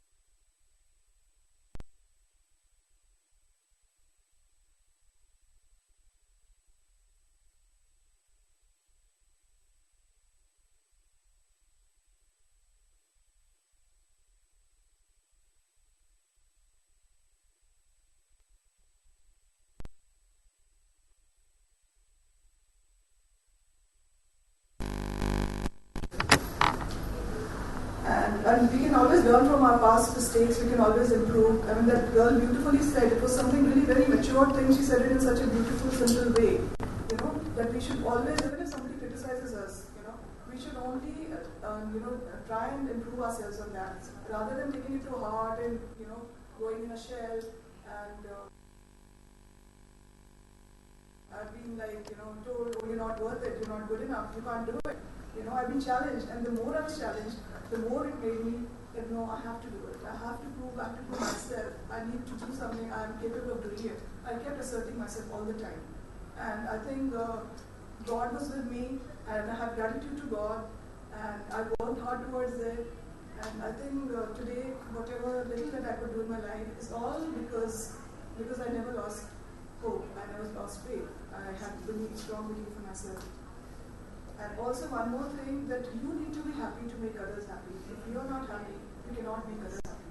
So if you keep cribbing about life, that's not good. Because if you're cribbing, nobody would like to be with you. And you can never make others happy. And you should always stay positive, emit positive thoughts to the universe. And those, you'll get those back. It will come back to you.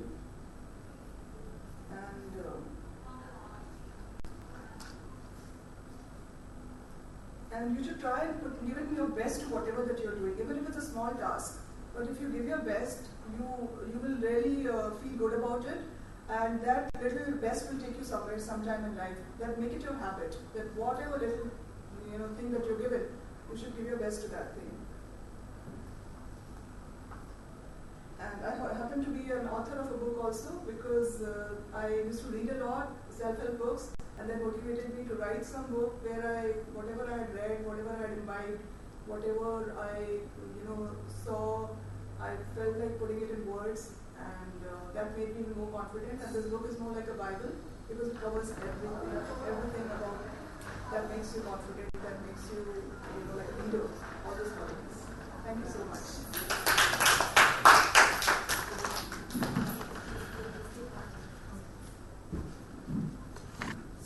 Time for questions for either one of us, or comments or feedback. We're open to answering any questions you might have. So if you have any questions, just put your hands up and we can address any questions. Yes. Sometimes too much of loving yourself, take it. Please have mic. Sometimes too much of loving yourself makes you self-centered as well. So, a piece of advice from you, how to balance it out. What is the best way to keep yourself grounded as well as not to lose your confidence? So she said sometimes too much love for yourself makes you self-centered. It doesn't make you self-centered. You're worried about whether other people perceive you as self-centered. So loving yourself has nothing to do with being cocky. It is you finally believing that you're worthy. It is finally you understanding who you are. And so remember, we say, I am unapologetic. You should be unapologetic for loving you, because love is one of the most powerful things in the world.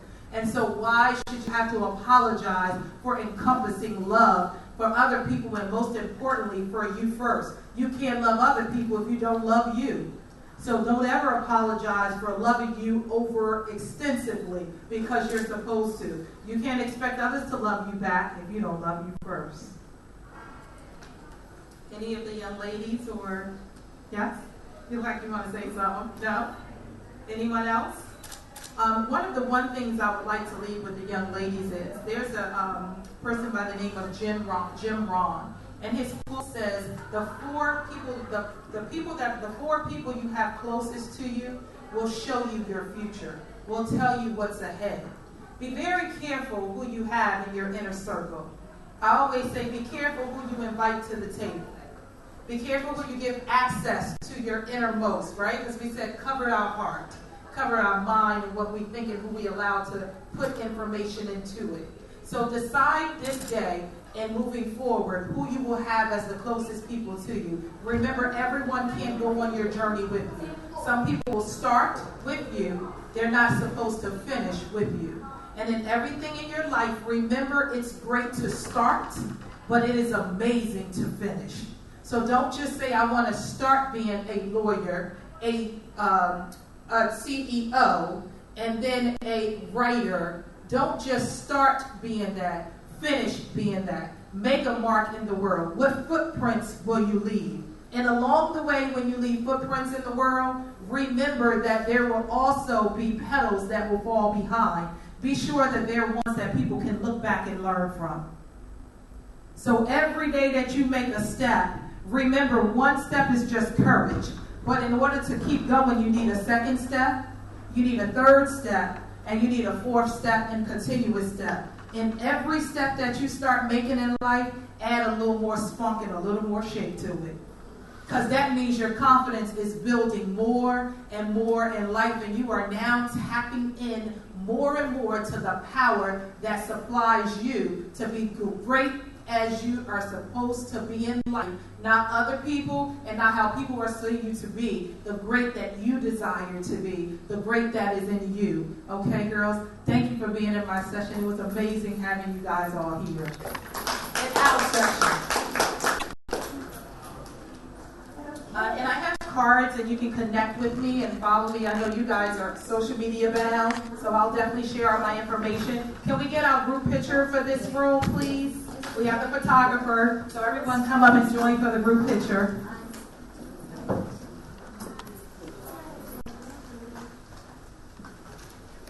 Come on, ladies.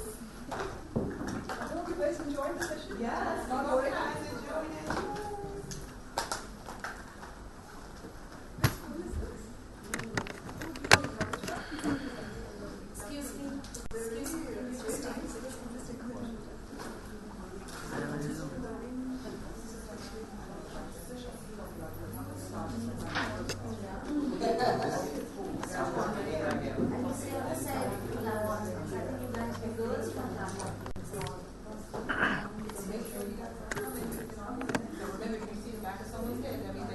Please come forward as the light is going on your forehead.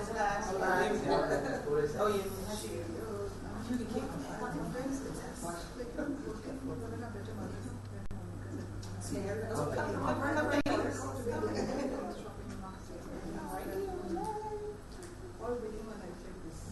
Okay, everybody say power. Power.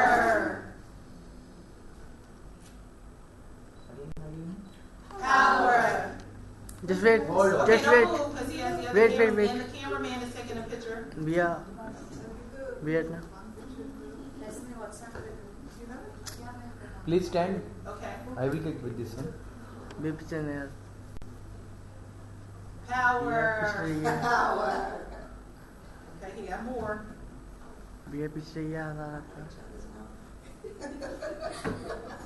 Yeah. One more.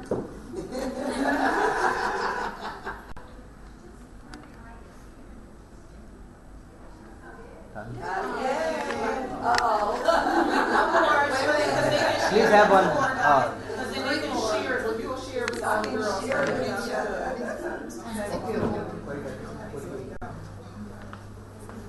Yes. y'all ready? Everybody ready? Power. Power. Power. Okay, one more. We're going to start singing power.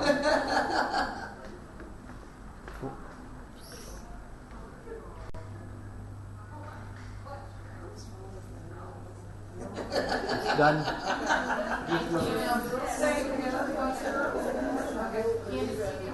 Phone पाँच खाते हैं ना.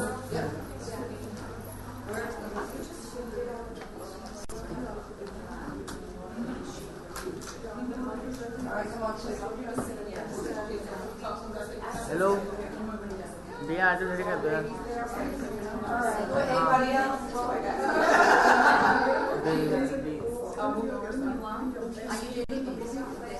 I'm going to give it to you. Inside, right there is already on top.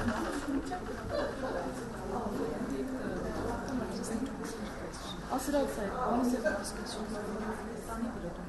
No, I don't do this. Now, ready? I just want to sit outside. So, center yourself. Move over to your left.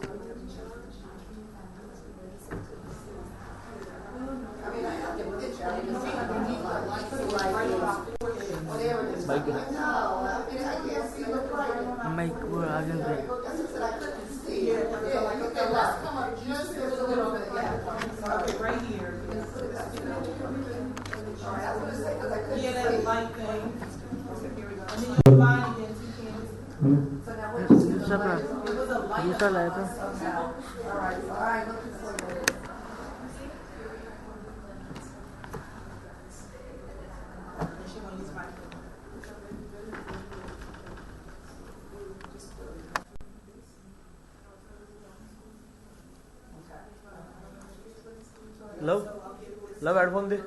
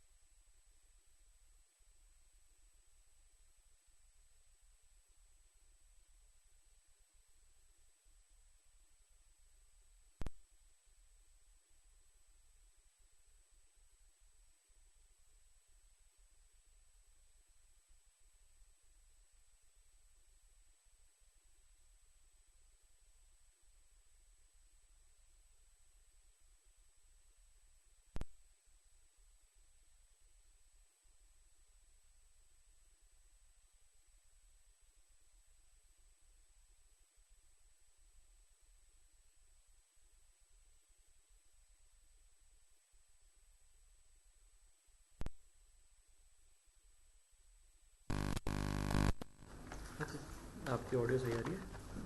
Hello, ठीक है।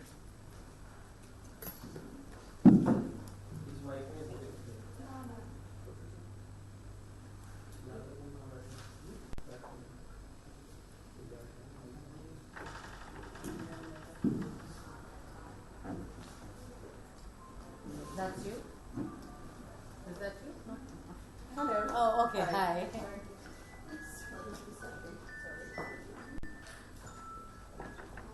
It's okay. I can't. It was just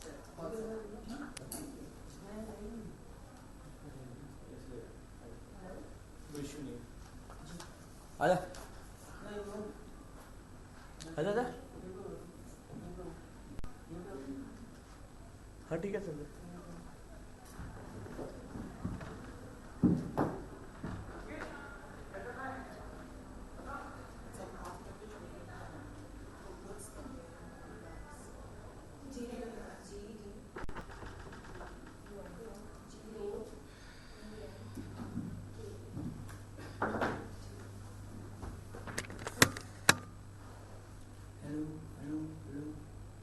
hello.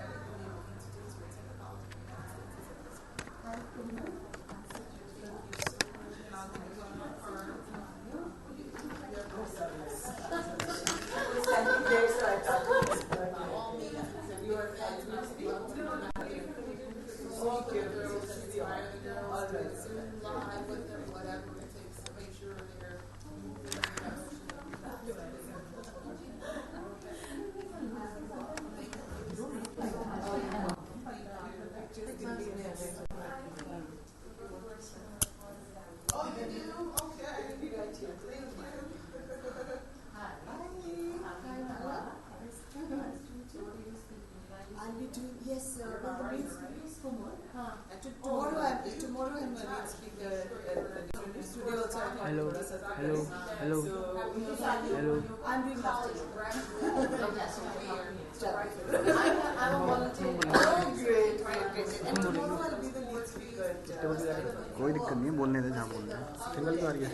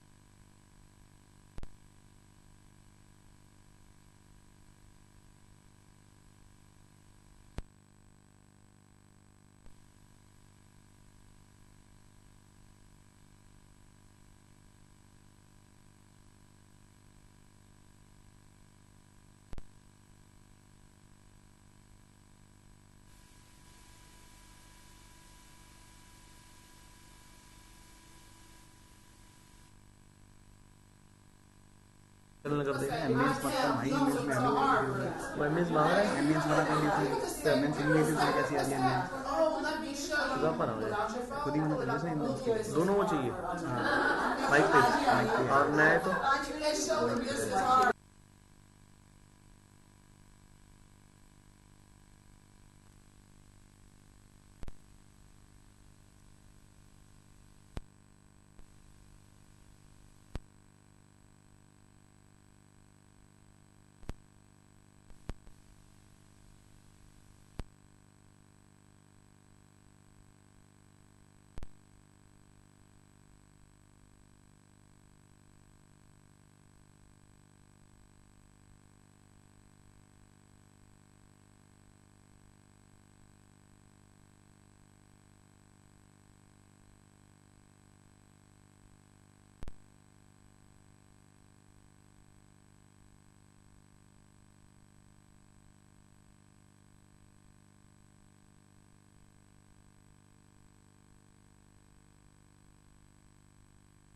Hello hello hello hello hello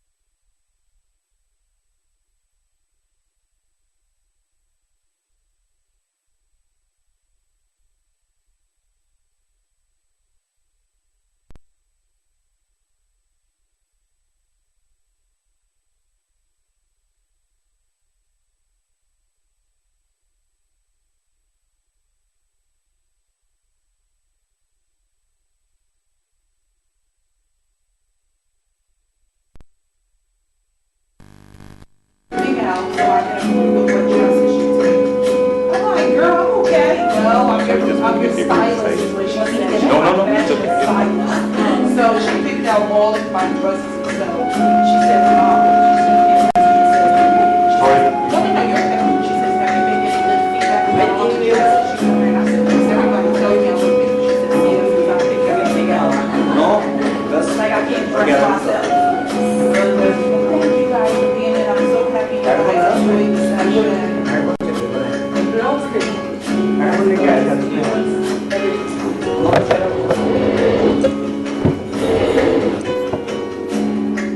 So what you guys do the whole day? Sorry?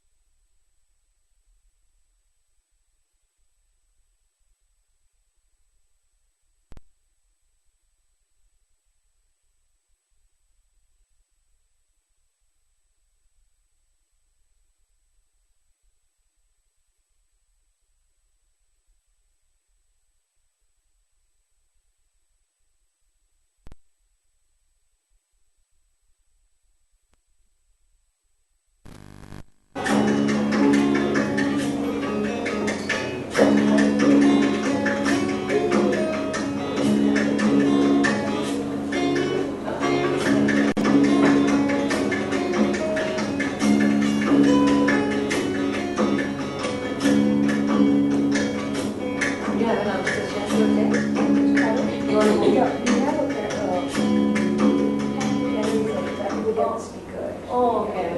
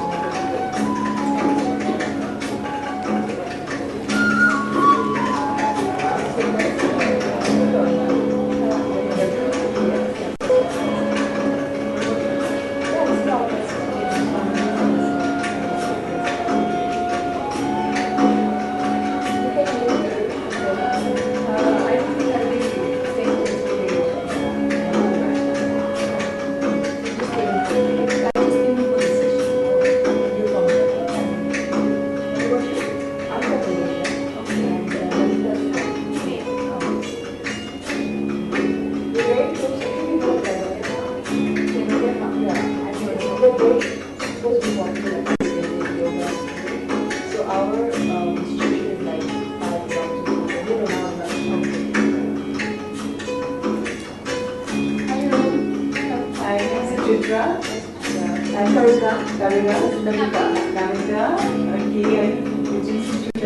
It's the Vedanta Academy.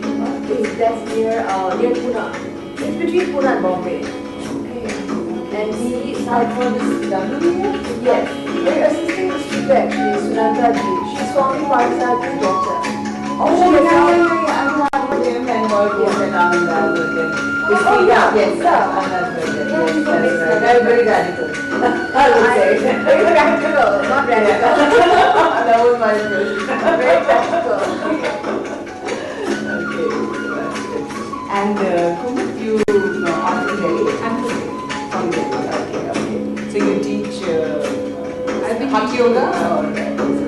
Yes, it is Hatha yoga, but not like Hatha kind, which is very popular these days, which is more of power yoga, not correct. That kind. It's more of a traditional yoga. That's right. What about you? I do laughter yoga, and I did my research in humor. So I think I use that as the energy. Otherwise, you do yoga? I do a little bit of yoga, which my son calls frog yoga, because he says the apply karti ho, but it works for me. That's what yoga should be. Exactly, because at this age, whatever one can do without stretching yourself.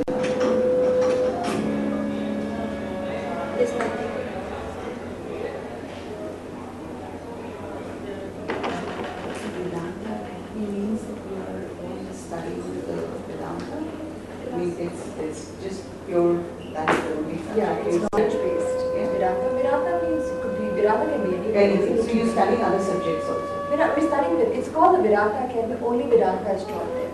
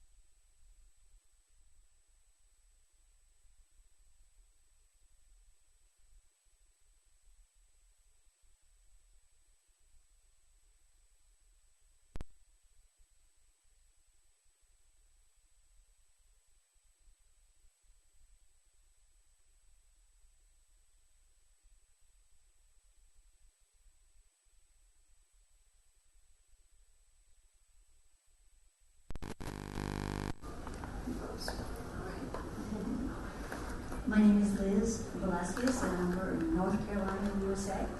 And I have a retreat center over there where I do yoga. I do meditation, Swati, meditation, Raja yoga.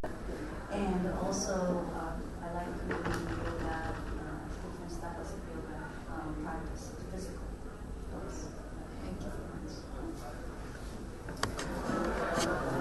Hi, Kumud. Happy to be here. I'm Dr. Suchitra. I've done my doctorate in humor with special reference to Christianity and Islam. And I find laughter to be one of the most healing energies in the world. So I do laughter yoga, laughter therapy, and I'll give a little taste of it at the end of our session. Thank you.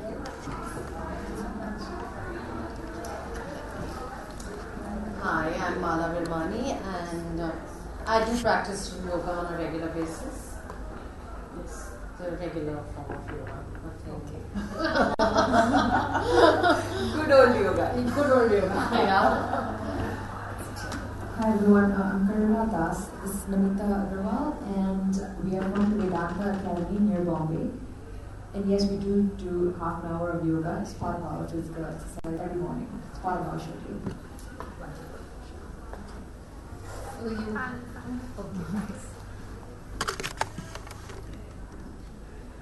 Maria from Lithuania, and I have not practicing yoga as a system or assistant, but from childhood I went into gymnastics, so I'm doing gymnastics each day, and some elements are from yoga. So thank you everybody. I think now everyone out here is actually in some way connected with yoga or has experienced yoga. So I was hoping for an audience also here which wanted to know more about yoga. It's okay. Yes. So let me tell you how I got into yoga. I used to be a very fat kid. In my entire childhood, I was really teased mercilessly for being fat. So I had faced those issues of what a fat child would face of lack of confidence and self-esteem. Even though I was good at studies and I was creative, but till I was 18 years of life, I was fat. So it just happened in college when I went there, something triggered in me, and I decided that I have to lose weight. And it happened quite fast also. When I decided that I am going to lose weight, the will and the determination just made it happen. And within months, I was really slim. People couldn't recognize me. But I didn't do it in the right way. I mean, I just did very drastic dieting, and I did suffer the consequences of it. I was looking very, good and all, and I was feeling good about myself, but my immunity system went for a toss. I did fall sick after that. So, I mean, I don't recommend, that you lose weight by drastic kind of dieting. Yeah, crash dieting, yes. And at that age, probably my body could even take it, but it's not the right way to do something like that.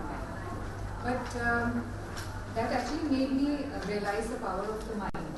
That once you're focused about something, then mind is a very powerful tool and it can make your body also listen to you. And I didn't take on yoga till my, let's say, mid-30s, early 30s. It was only when my child, my older kid, was suffering from asthma that somebody suggested that I should try out yoga for her. And I decided to accompany her in a yoga class. And she was too small, and it was a class of adults, and she really didn't enjoy it. But I found it very, very, very, amazing. And the experience of just doing asanas and pranayam was, for the first time I felt that what peace I could feel after doing a yoga session, and the mind also how clear it got after just doing simple asana and pranayam. It was a very basic kind of a class.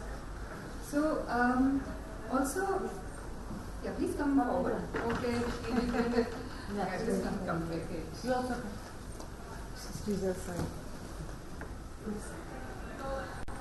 So I was just telling about sharing about my yoga journey, and so I was just explaining how I got into yoga. So till then also I was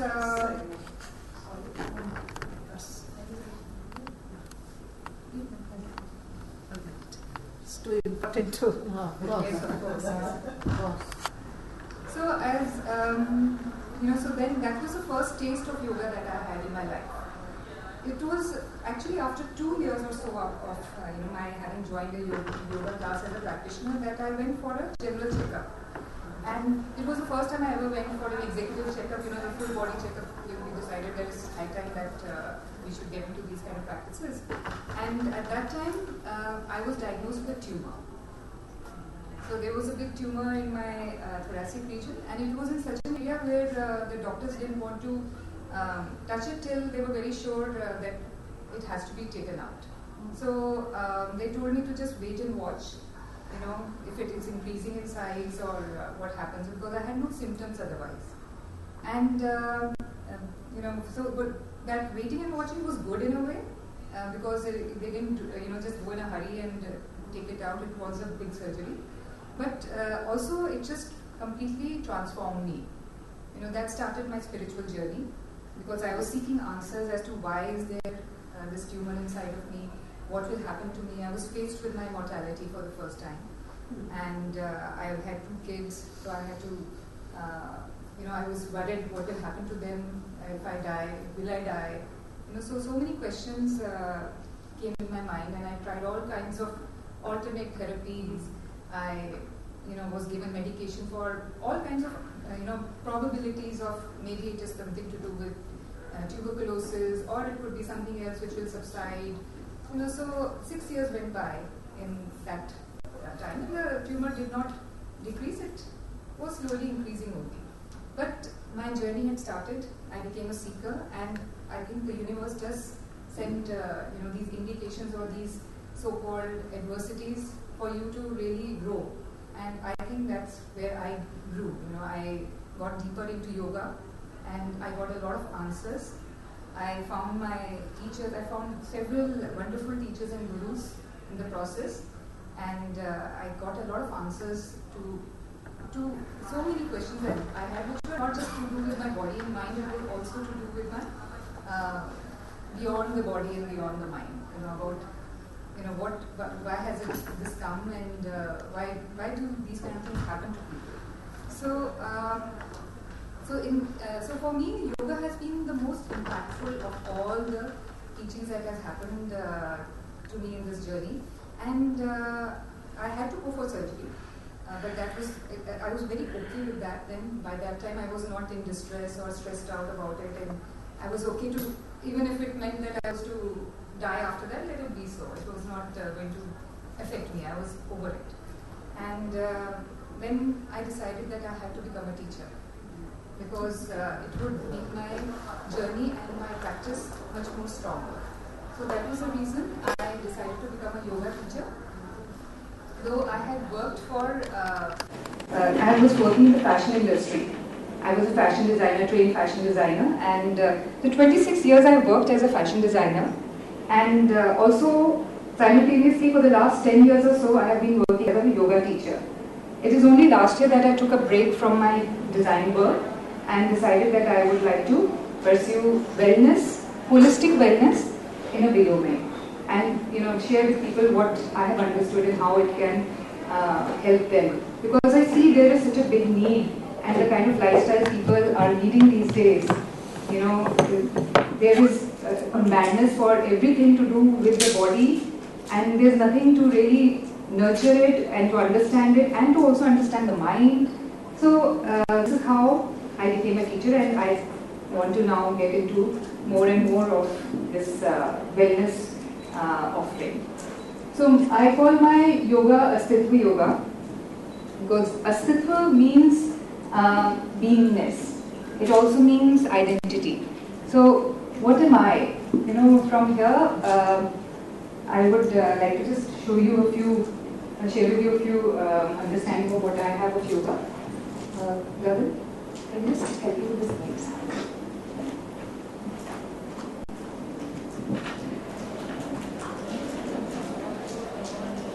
So what is yoga? I know I'm okay whatever you do. Just speak at the mic, please, because I don't have a problem recording. Okay.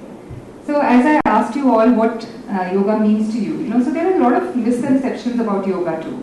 So a lot of people think that it is just a exercise program, and it is or they associate yoga only with asanas and pranayama.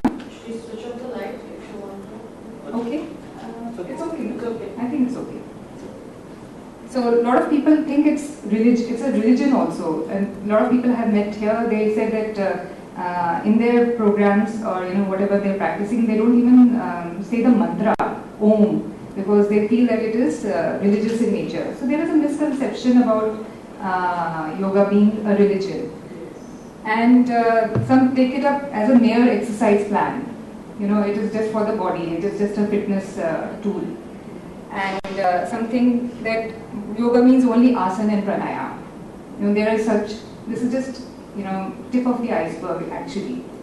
And a lot of people think that it has to be difficult. It is difficult and it is tiring because the poses that are, you see, which are all over the media are very difficult ones. If you see Instagram posts, you see only yoga being done in the most, un-yogic clothes.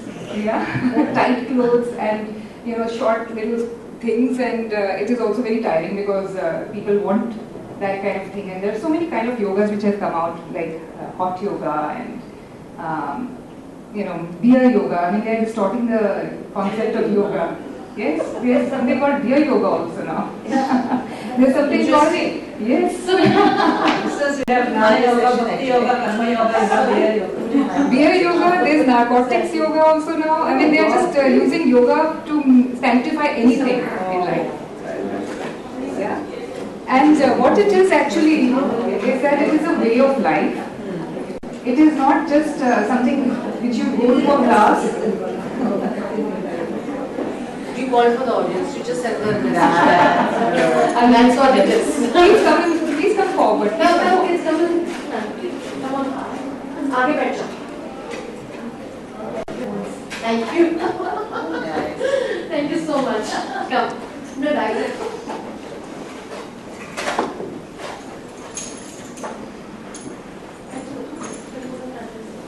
So what exactly yoga is? It is really a way of life. In fact, Sri Aurobindo, who's a great spiritual guru and whose yoga I follow also, has called yoga, all life is yoga. I mean, everything that you do in life can be done with a yogic attitude. And yoga is not boring, it is not serious, it doesn't mean that you have to give up on the good things in life. So, it is the science to activate your body, mind and energies in such a manner that you work at your highest potential. Everything gets activated while you do different practices. And it is a spiritual practice.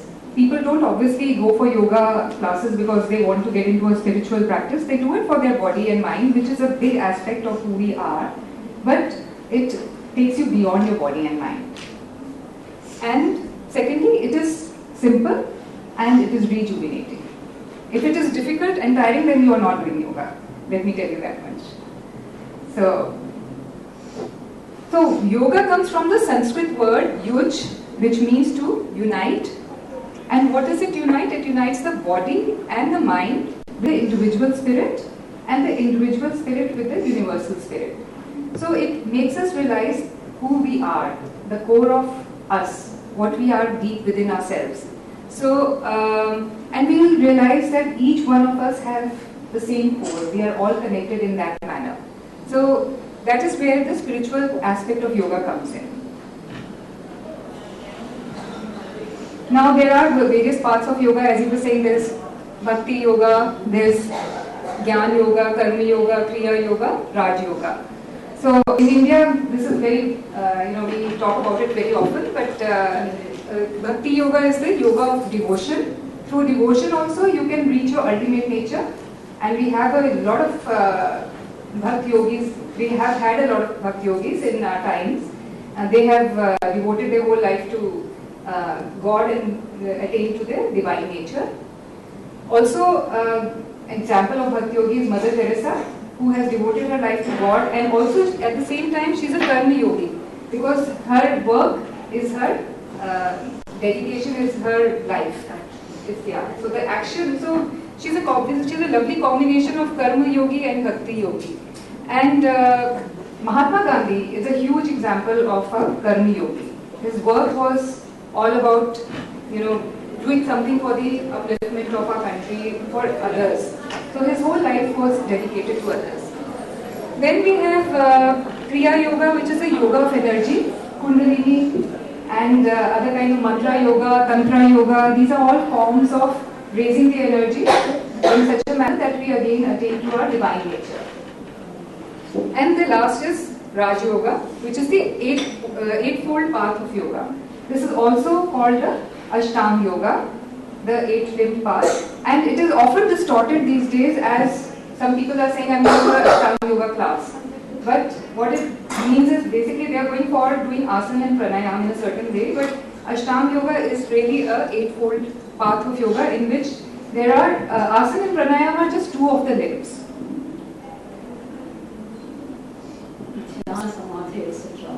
Sorry? Yes, that's part of the eight-limb path. Now, all of us are a combination of all these aspects. We all are action-oriented. We all have some part of devotion. We all have knowledge in us and all are driven by our intellect. And at the same time, we all use our body, breath, and all the other aspects of our being. So it is just that this whole yoga, for each one of us, would be different. Somebody would have more bigger aspect of jnana, the other one may have more a bigger aspect of karma, and so on. So you have to devise the plan, the yoga practice, according to your own nature. It is not one solution for everyone. And as I said that asana, this is the eight-limb path here that is being shown. And asana and pranayama are just the two limbs of yoga. And when we say limbs of yoga, it doesn't mean that these are the steps of yoga. They go all hand in hand. We have to practice them all together. So yams and niyams are the way we associate with the world and with ourselves through certain just way of living. I won't go into too much details of it. Asana and pranayama is what we see. Asana is physical practices, pranayama is for the breathing. And the last four parts takes us inward. It is the steps of meditation. It starts with pratyahar and then it goes to dhyana, which is focusing, dharana, when you start meditating, and samadhi, when you merge in the divine. So this is a very systematic way of, and our sages had created this system because they knew that it is very difficult for people to reach their ultimate nature by having no plan. So this was a plan in a way given. But what happens nowadays is the yoga is confined only to asana and pranayama, and this is what I would want to just make it clear that there's so much more to yoga. We are multi-layered human beings, and just to focus on the body and mind, body and breath is not sufficient to have a holistic wellness situation or state within ourselves. So now in Upanishads, it has been said that we have several layers of ourselves. So the first layer, which is our body, this is the physical layer. It is called the Annamaya Kosha, which is made out of food. So the kind of food we eat and the kind of physical practices we do, that impacts the food body, the Annamaya Kosha. Okay. Next is the Pranamaya Kosha, which is the body which is fueled by our breath. The breath carries the prana, that is the life force energy. Then we come to the Manomaya Kosha, which is the mind. This aspect has both the emotional aspect as well as the thinking aspect. Again, these are such deep things that it's a lifetime if you spend, wanting to know more about it. Then comes Vijnanamaya Kosha, which is discernment. Understanding why you say what is right and what is wrong, and also understanding the perception of anything that you have, whichever knowledge you get, how do you perceive it? Everybody perceives knowledge differently. So Vijnanamaya Kosha is for that. And then comes the Anandamaya Kosha, which is the bliss body. And our whole attempt in meditation and in yoga is to reach this particular body and remain blissful without having to have any other external conditions. And so this is how in yoga we are actually impacting all these layers of ourselves. So when I call my yoga Astitva yoga, it is to give that kind of an experience that it has to impact all the aspects of the being and to understand who we are, what we are deep within ourselves as we go through all these sheets as they are aligned properly, as they are balanced properly. So, yes, this is another depiction of the koshas here. It is just showing how the first sheet is the food, and then the second is the air or the breath, third is the mind, then the intellect and bliss, and the bliss surrounds the soul, or the atma, or the anatma, or there are so many names of Ahi. So now I would like all of us to, I will just do a little session here, and this is because we are all going to be sitting on chairs. So this is something which I have devised, because I knew that we won't get space to sit on the floor, and people may not even be dressed to sit on the floor. So yes, dressing up the yes, I saw that, and that's why I also didn't come in my yoga so-called clothes. Yeah. So I just get a chair here.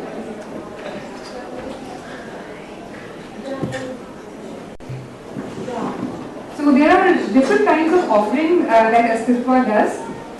It's just that for this kind of a session, you can use it in your workplaces also when you are dressed like this, and so you don't need to have a 1 hour time dedicated. Only then can you do yoga, and neither do you have to necessarily be in clothes in which you can stretch well, etc. You can do it in chunks of 10 minutes or so. And also the most important thing that you have to remember while you do this thing is that you have to listen to your body.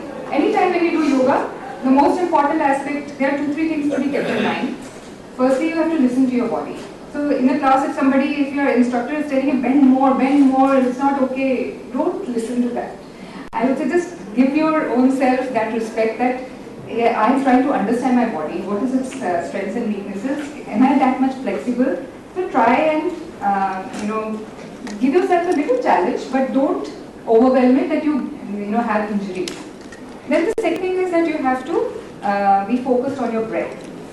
Yoga without breathing is not yoga again. So that is most important, how you're breathing. Throughout the day, the way we breathe, we are not even conscious of that. In yoga, we become conscious of the way we breathe. Alright, and as we do this session, I'll also take you through the breathing aspect of it.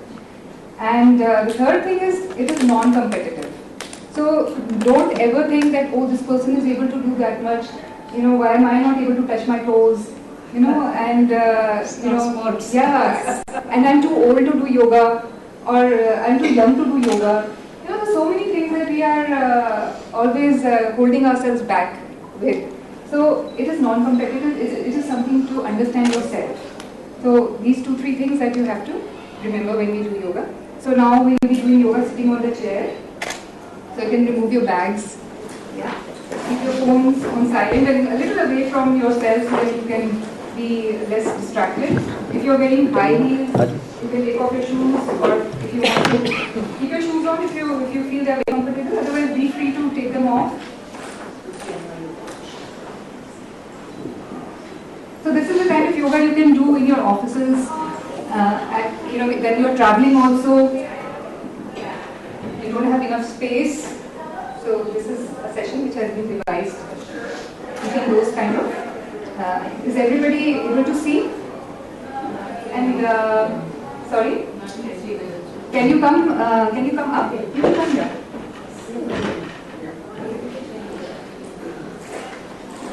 Anyway, I'm going to be. No, you can come here. Yeah, you can come here also. You can get a chair here. You want me to hold the mic while you do that? That will be lovely. Oh, why don't you also join in? I'll join in.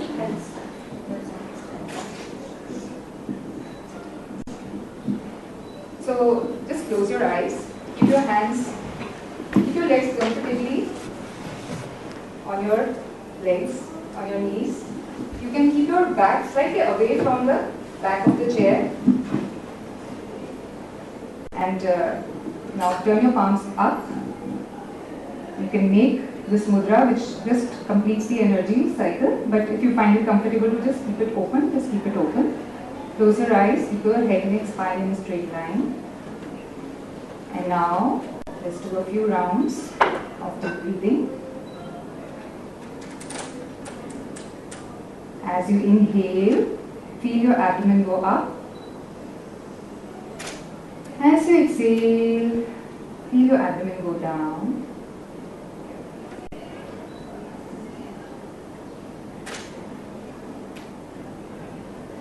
Become aware now of the breath going in and out of your nostrils. Bring your awareness to this little region. Just become aware of the air which goes in is cooler than the air which goes out.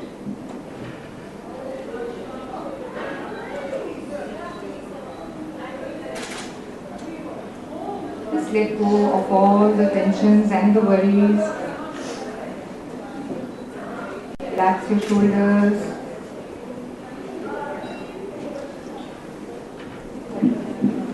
And now, mentally say to yourself, for the next few minutes, I shall leave the cares and concerns of the day and be with myself, rejuvenating my body and my mind. And now inhale deeply. Exhale. Inhale. Exhale. With this inhalation, we'll chant the mantra Om 3 times. Do it nicely and loudly. It is just the primordial sound. It has not got any religious connotation. So inhale deeply and start.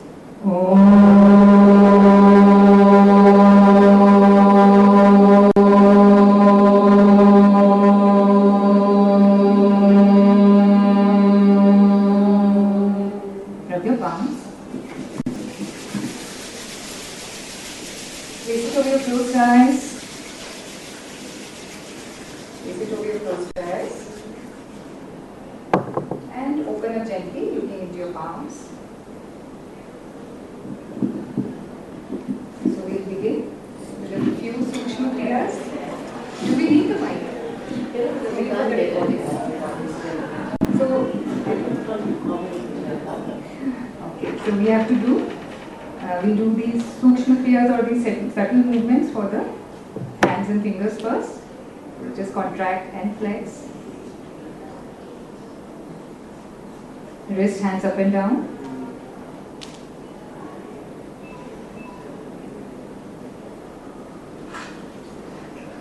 Sideways. Make a fist, take a thumb inside, roll the rest of the fingers over it and rotate your wrist. We are just releasing all the blocked energies from our joints by doing these movements. Change the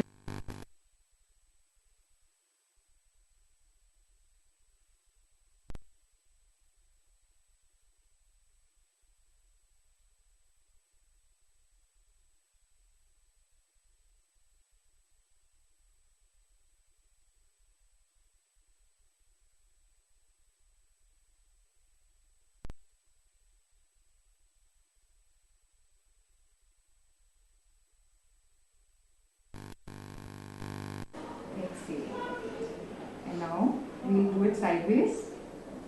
Inhale, exhale, inhale, exhale, inhale, exhale, inhale, exhale. take your arms up, take your hands up in Pranam Mudra. Inhale and stretch it up. Exhale, bring it down. Inhale, exhale, inhale, exhale, inhale, exhale. Bring your hands at your shoulders, elbows in front, and rotate. If you find this difficult, you can just keep your hands on your thighs and just roll your shoulders. Otherwise, this would give a better stretch here. And try to synchronize your breathing. Inhaling, take your arms up. Exhaling, bring it down. Change the direction.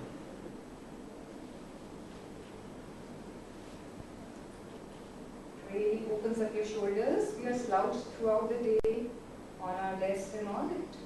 This is where the neck and the shoulders get affected. Come back. So now we do a few shoulder hunches. Inhaling, you take your shoulders up towards your ears. Exhaling with a ha, leave it down. Inhale.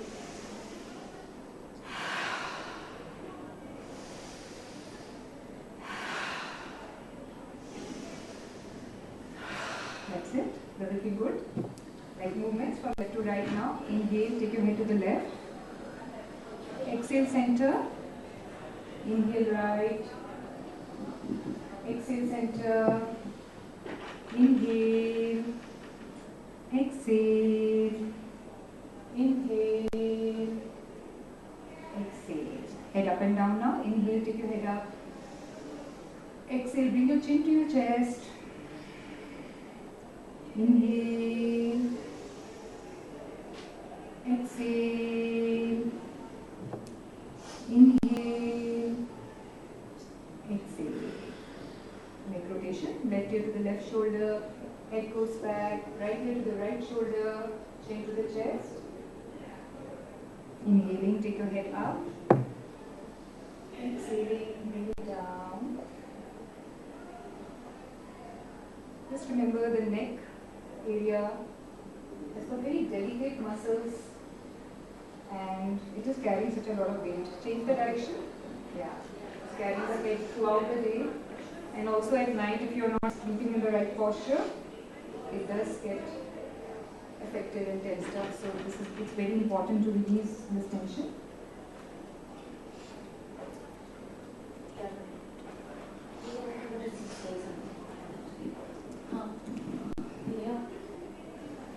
Wants to get the audience also. Come back now. Now extend your legs out. Just stretch it out as much as you can. So now we just do toe stretches first. Now stretch your very shoes with the monkey inside. Toe stretches.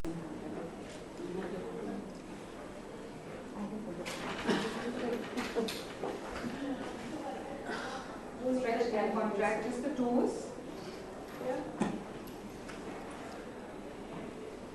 Ankles. Now stretch out your feet and flex it back. And feel the tension that you carry being eased out. Rotation. You can now rotate your feet in one direction. Change the direction. Both the feet together, you can do it. And now, just bend your left knee, interlock your fingers, hold your leg gently, and rotate your leg, your knee. Slow and gently. Change the direction.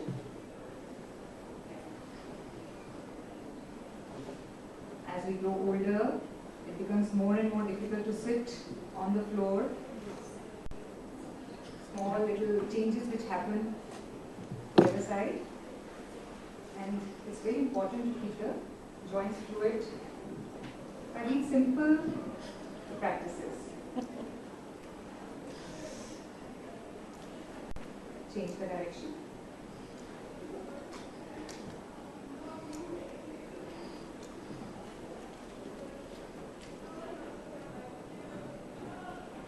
Come back. Now, we are going to just do a few breathing exercises. Hands forward. Inhale. Sorry. Exhale. Inhale. Exhale. Inhale. Exhale. Just feel your chest filling up with air. Exhale. You're really oxygenating all the cells of your body.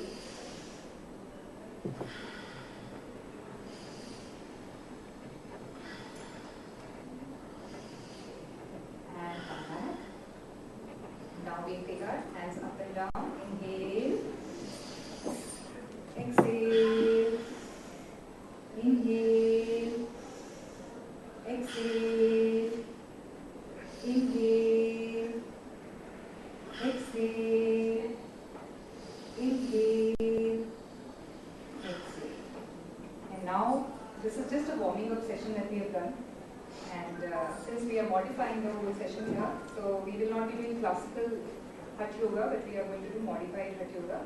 So this is a modified version of Tadasana.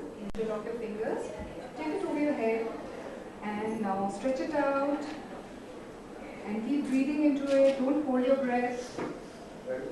If you wish to close your eyes, you can close your eyes and just see where your breath is going now. Feel the sensations in your arms and in your torso. In yoga, everything is done mindfully. Exhale and bring your arms down. Shake it out. And now take your left hand up. So I'll do a mirror image. So left hand up. Take it along your ear. Inhaling, stretch up. Exhale and bend to the side. Keep on bending to the maximum that you can and breathe. Keep breathing now and feel the breath going to your side now. Whatever you stretch out is where the breath goes. If you consciously just become aware of it. Inhale and come up. With your arms.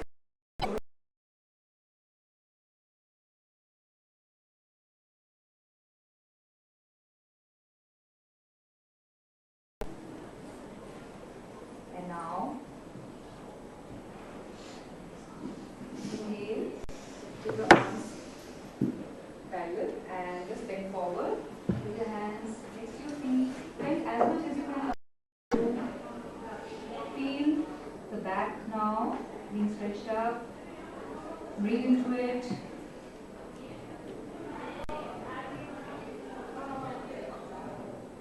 Inhale and come up. Exhale, place the hands on your thighs.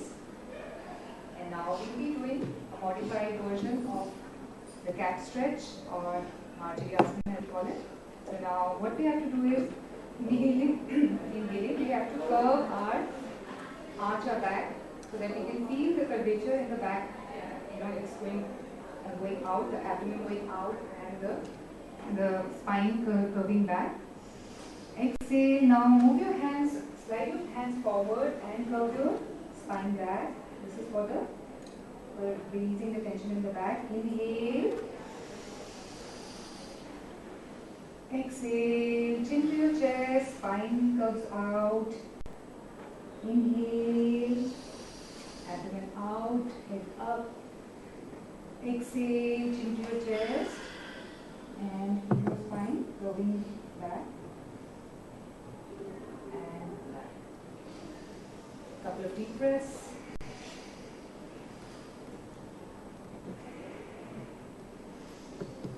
As you inhale, feel your abdomen go up. As you exhale, feel your abdomen go down. Now we'll be doing a twist here. So place your right hand on your left knee. Right hand on your left knee. And take your left hand and place it at the edge of your chair at the back. Yeah. and twist as back behind as you can. If you find this not so challenging, you can place the hand on the back of the chair and twist a little bit more and breathe now into the twist. Just see where the twist is happening. Look over your shoulder as well. Keep breathing. Keep breathing. Inhale and come back to the center. Release the arms. Place your left hand on your right knee. Grab the edge of your chair or the back of your chair and twist and breathe. Nice and easy and deeply at the same time. Feel relaxed in the asana. Asana is said to be Sthir Sukham Asanam. That is the definition of an asana. It should be which is joyous and giving you a lot of peace. Come back to the center. And now, if you can, place your left foot on your, just sit like this, with your calf on the right thigh. If you find this difficult, you can just cross your legs. For those who are wearing saris, you can just cross your legs, like the way you sit very elegant with the camera. Okay. Yeah.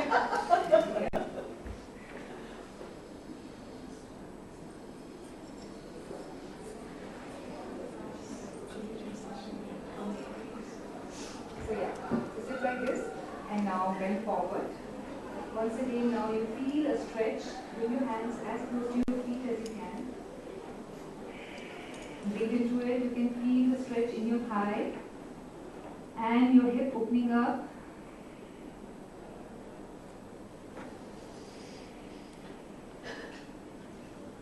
This is a variation of Kapotasana or the pigeon. Come up, inhale. The other side. Place it up here and then forward. Try to bring the hands as close as you can, comfortably near your feet. If you wish to go all the way down, but I don't want you to have any aches and pains, because yoga does cause a little bit of aches and pains when you start it after a long time or when you started new, but that's like any kind of practice that you will do for your body. Inhale and come up. Relax. Take your leg down. Couple of more breaths once again. When I say deep breathing, it means abdominal breathing.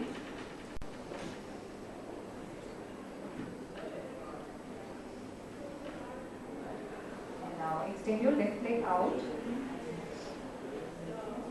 And now try to grab your toe if you can. Your feet, your toes if you can. Feel the stretch in the back of your leg. Keep breathing into it.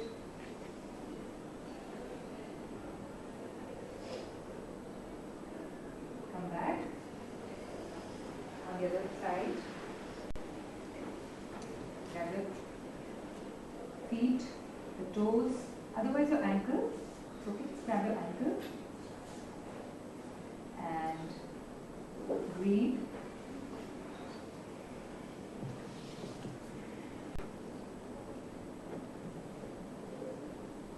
Come back now.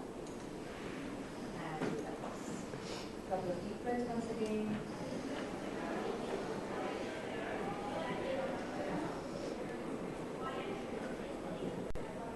Since we don't have too much time, we won't do many more postures here. We'll do a few pranayam as well. Before that, we'll do full body relaxation. So you can keep your back now. Don't slouch your back, just keep it comfortably at the back.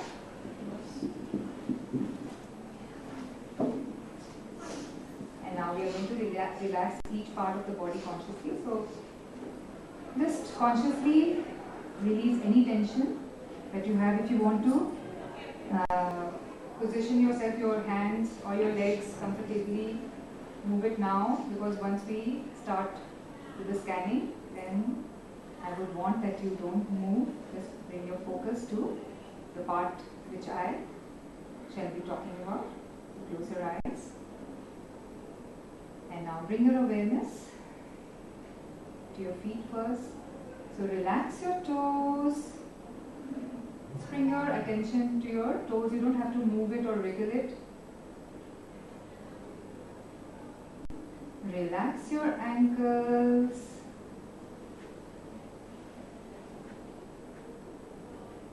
Relax your calf muscles.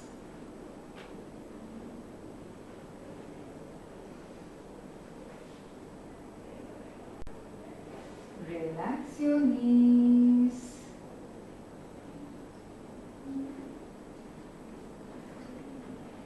Relax your thighs.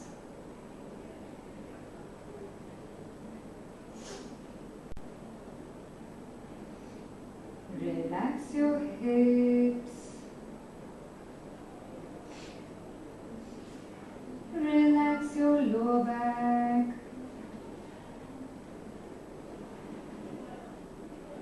Relax your upper back.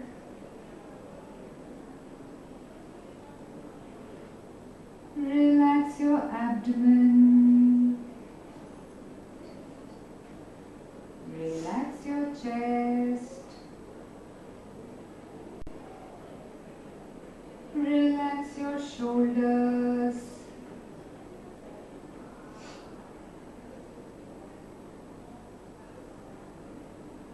Relax your upper arms.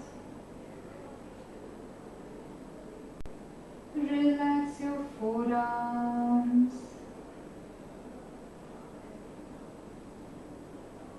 Relax your hands and fingers. Relax your neck and throat. Release your lower jaw. Relax your mouth and tongue. Relax your cheeks.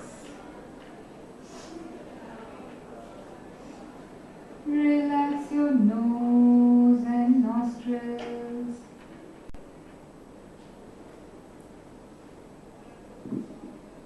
Relax your eyes and eyebrows.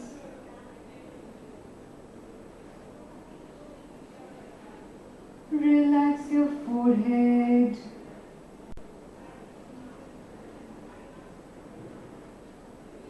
Relax the top of your head. Relax the back of your head.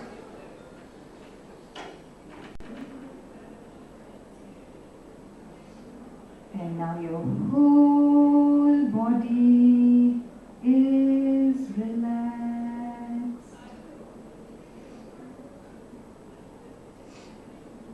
Just enjoy the relaxation. With every inhalation, feel the fresh prana enter into your body. And with every exhalation, feel the staleness and the toxins leave your body.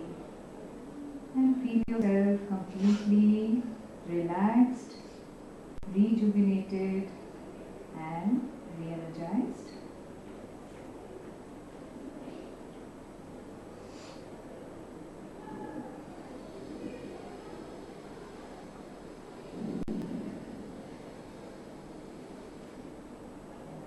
Open your eyes gently.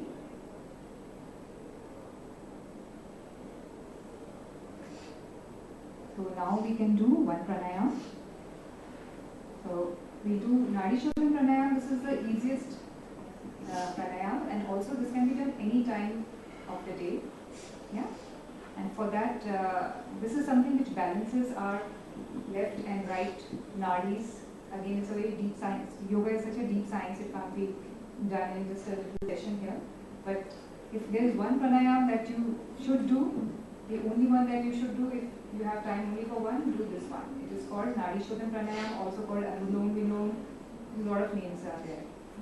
So you have to make this mudra, which is you are going to be using your thumb and your ring finger. Yeah, these two fingers.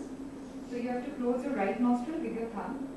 Exhale out completely from the left. Now inhale from the left. Close the left now with your ring finger. Open out the right. Exhale out from the right. Inhale from the right. Close the right. Open the left. Exhale. This is one cycle. So we start inhaling from the left and we complete by exhaling from the left. So we can close our eyes now and let's do a couple of rounds. Close your eyes, keep your head, neck, spine straight again. You can move your head and move your back away from the backrest. And now let's start. So inhale from the right. Close. Open the other side, exhale. Now inhale from that side. Close. Open the other. Exhale. With your eyes closed. Make your breathing very soft and subtle. Once again, inhale from the left nostril. Close the left. Open the right. Exhale. Inhale from the right. Close the right. Exhale from the left. And last round. Inhale from the left. Close the left. Open the right. Exhale. Inhale from the right. Close the right. Exhale from the left. Bring your hands back onto your thighs. Normal breathing here. And now we do yogic breathing. So yogic breathing is a combination of abdominal and chest breathing. So we'll just do 2-3 rounds of that, and with that we'll end the session of Asana and Pranayama. So follow my instructions. So inhale, fill up your abdomen like a balloon. 1, 2, 3. Chest. 1, 2, 3. Hold the breath. 1, 2, 3, 4, 5, 6. Exhale the chest. 1, 2, 3. Abdomen. 1, 2, 3. Second set.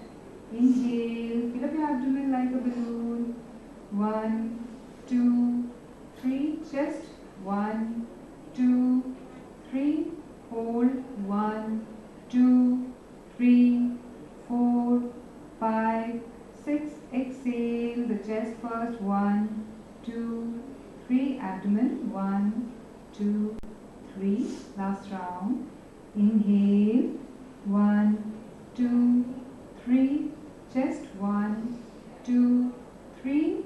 Hold. 1, 2, 3, 4, 5, 6. Exhale. Chest. 1, 2, 3. Abdomen. 1, 2, 3. Relax your shoulders. And focus on your normal breathing at your nostril. We'll end the session with Om chanting once again. So inhale deeply.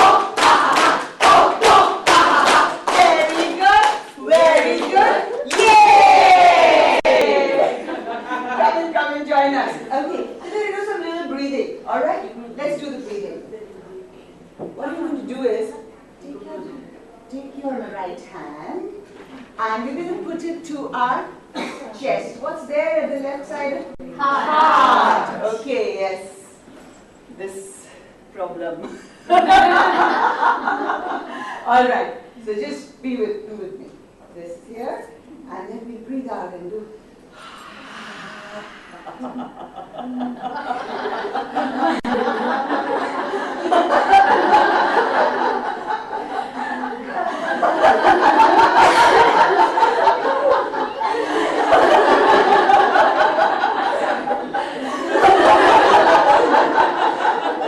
Very good. Very good. Yay! And you know, even bigger problem than this one is this. Right? Yes. Right? Okay. So let's do this. And let's go.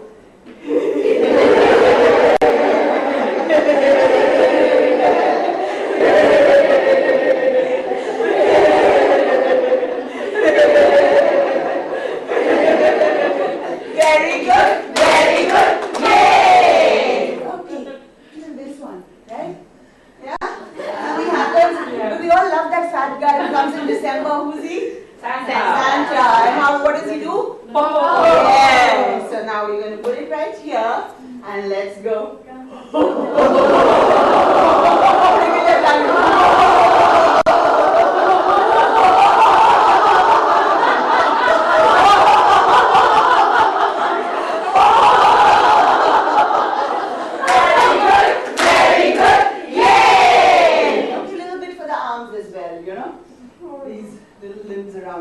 Okay, let me be here, then everybody can see. Okay. So, just like little birds. Okay, we're just going to make it very loose, and we're going to go.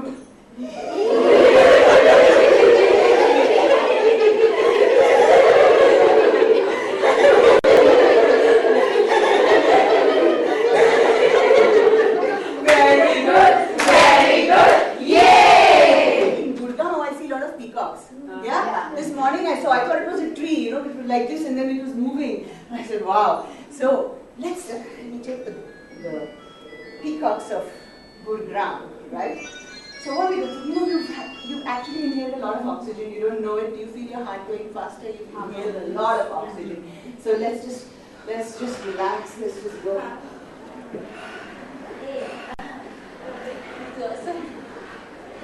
Now you're going to raise your hands up. And then you're going to slap them on your thigh, and then you're going to be the peacock and just do what I do and move around, okay? So we're going to go like this, and then you're going to be like this, and you're going to...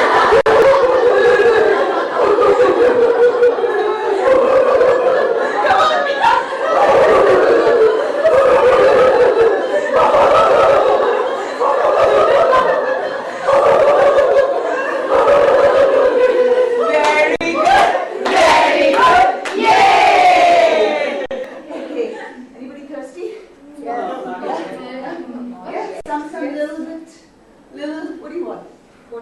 Water, some juice or some wine, or what do you want? Yeah? Okay, let's go. Let's go. Well, we need to pluck the grapes, right?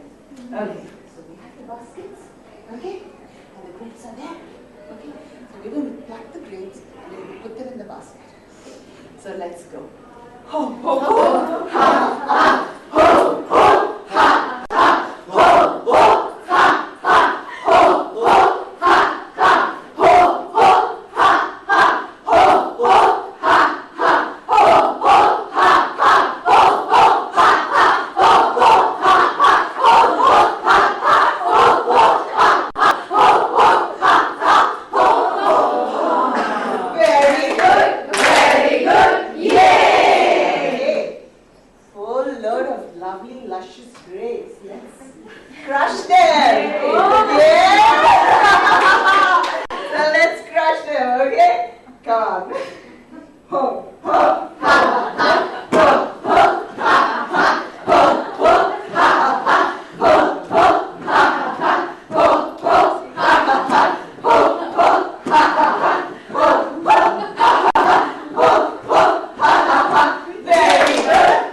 Very good, yay!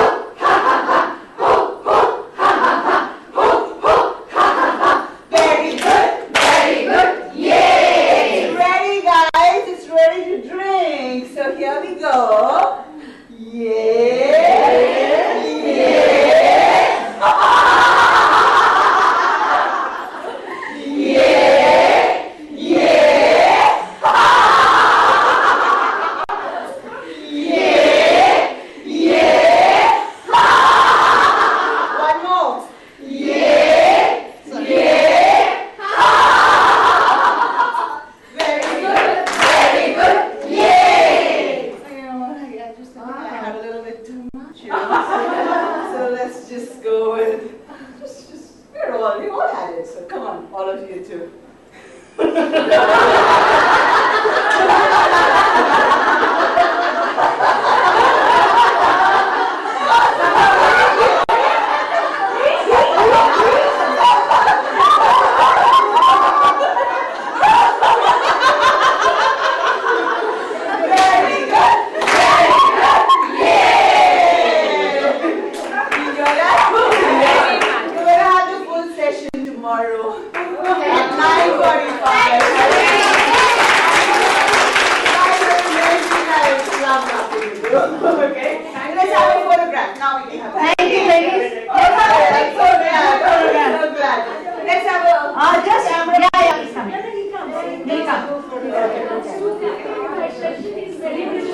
Vibrant life, you can join in 11 number 1 for meditation. Oh, wonderful, wonderful. Yes. Let's all get together for a program. And thank you, Kumud, and thank you, Suchitra. We all need to do Yeah, we need it every day. Actually, we need it every day. I must tell you, we do laugh. But to get the medical benefits, you need to laugh 8 minutes.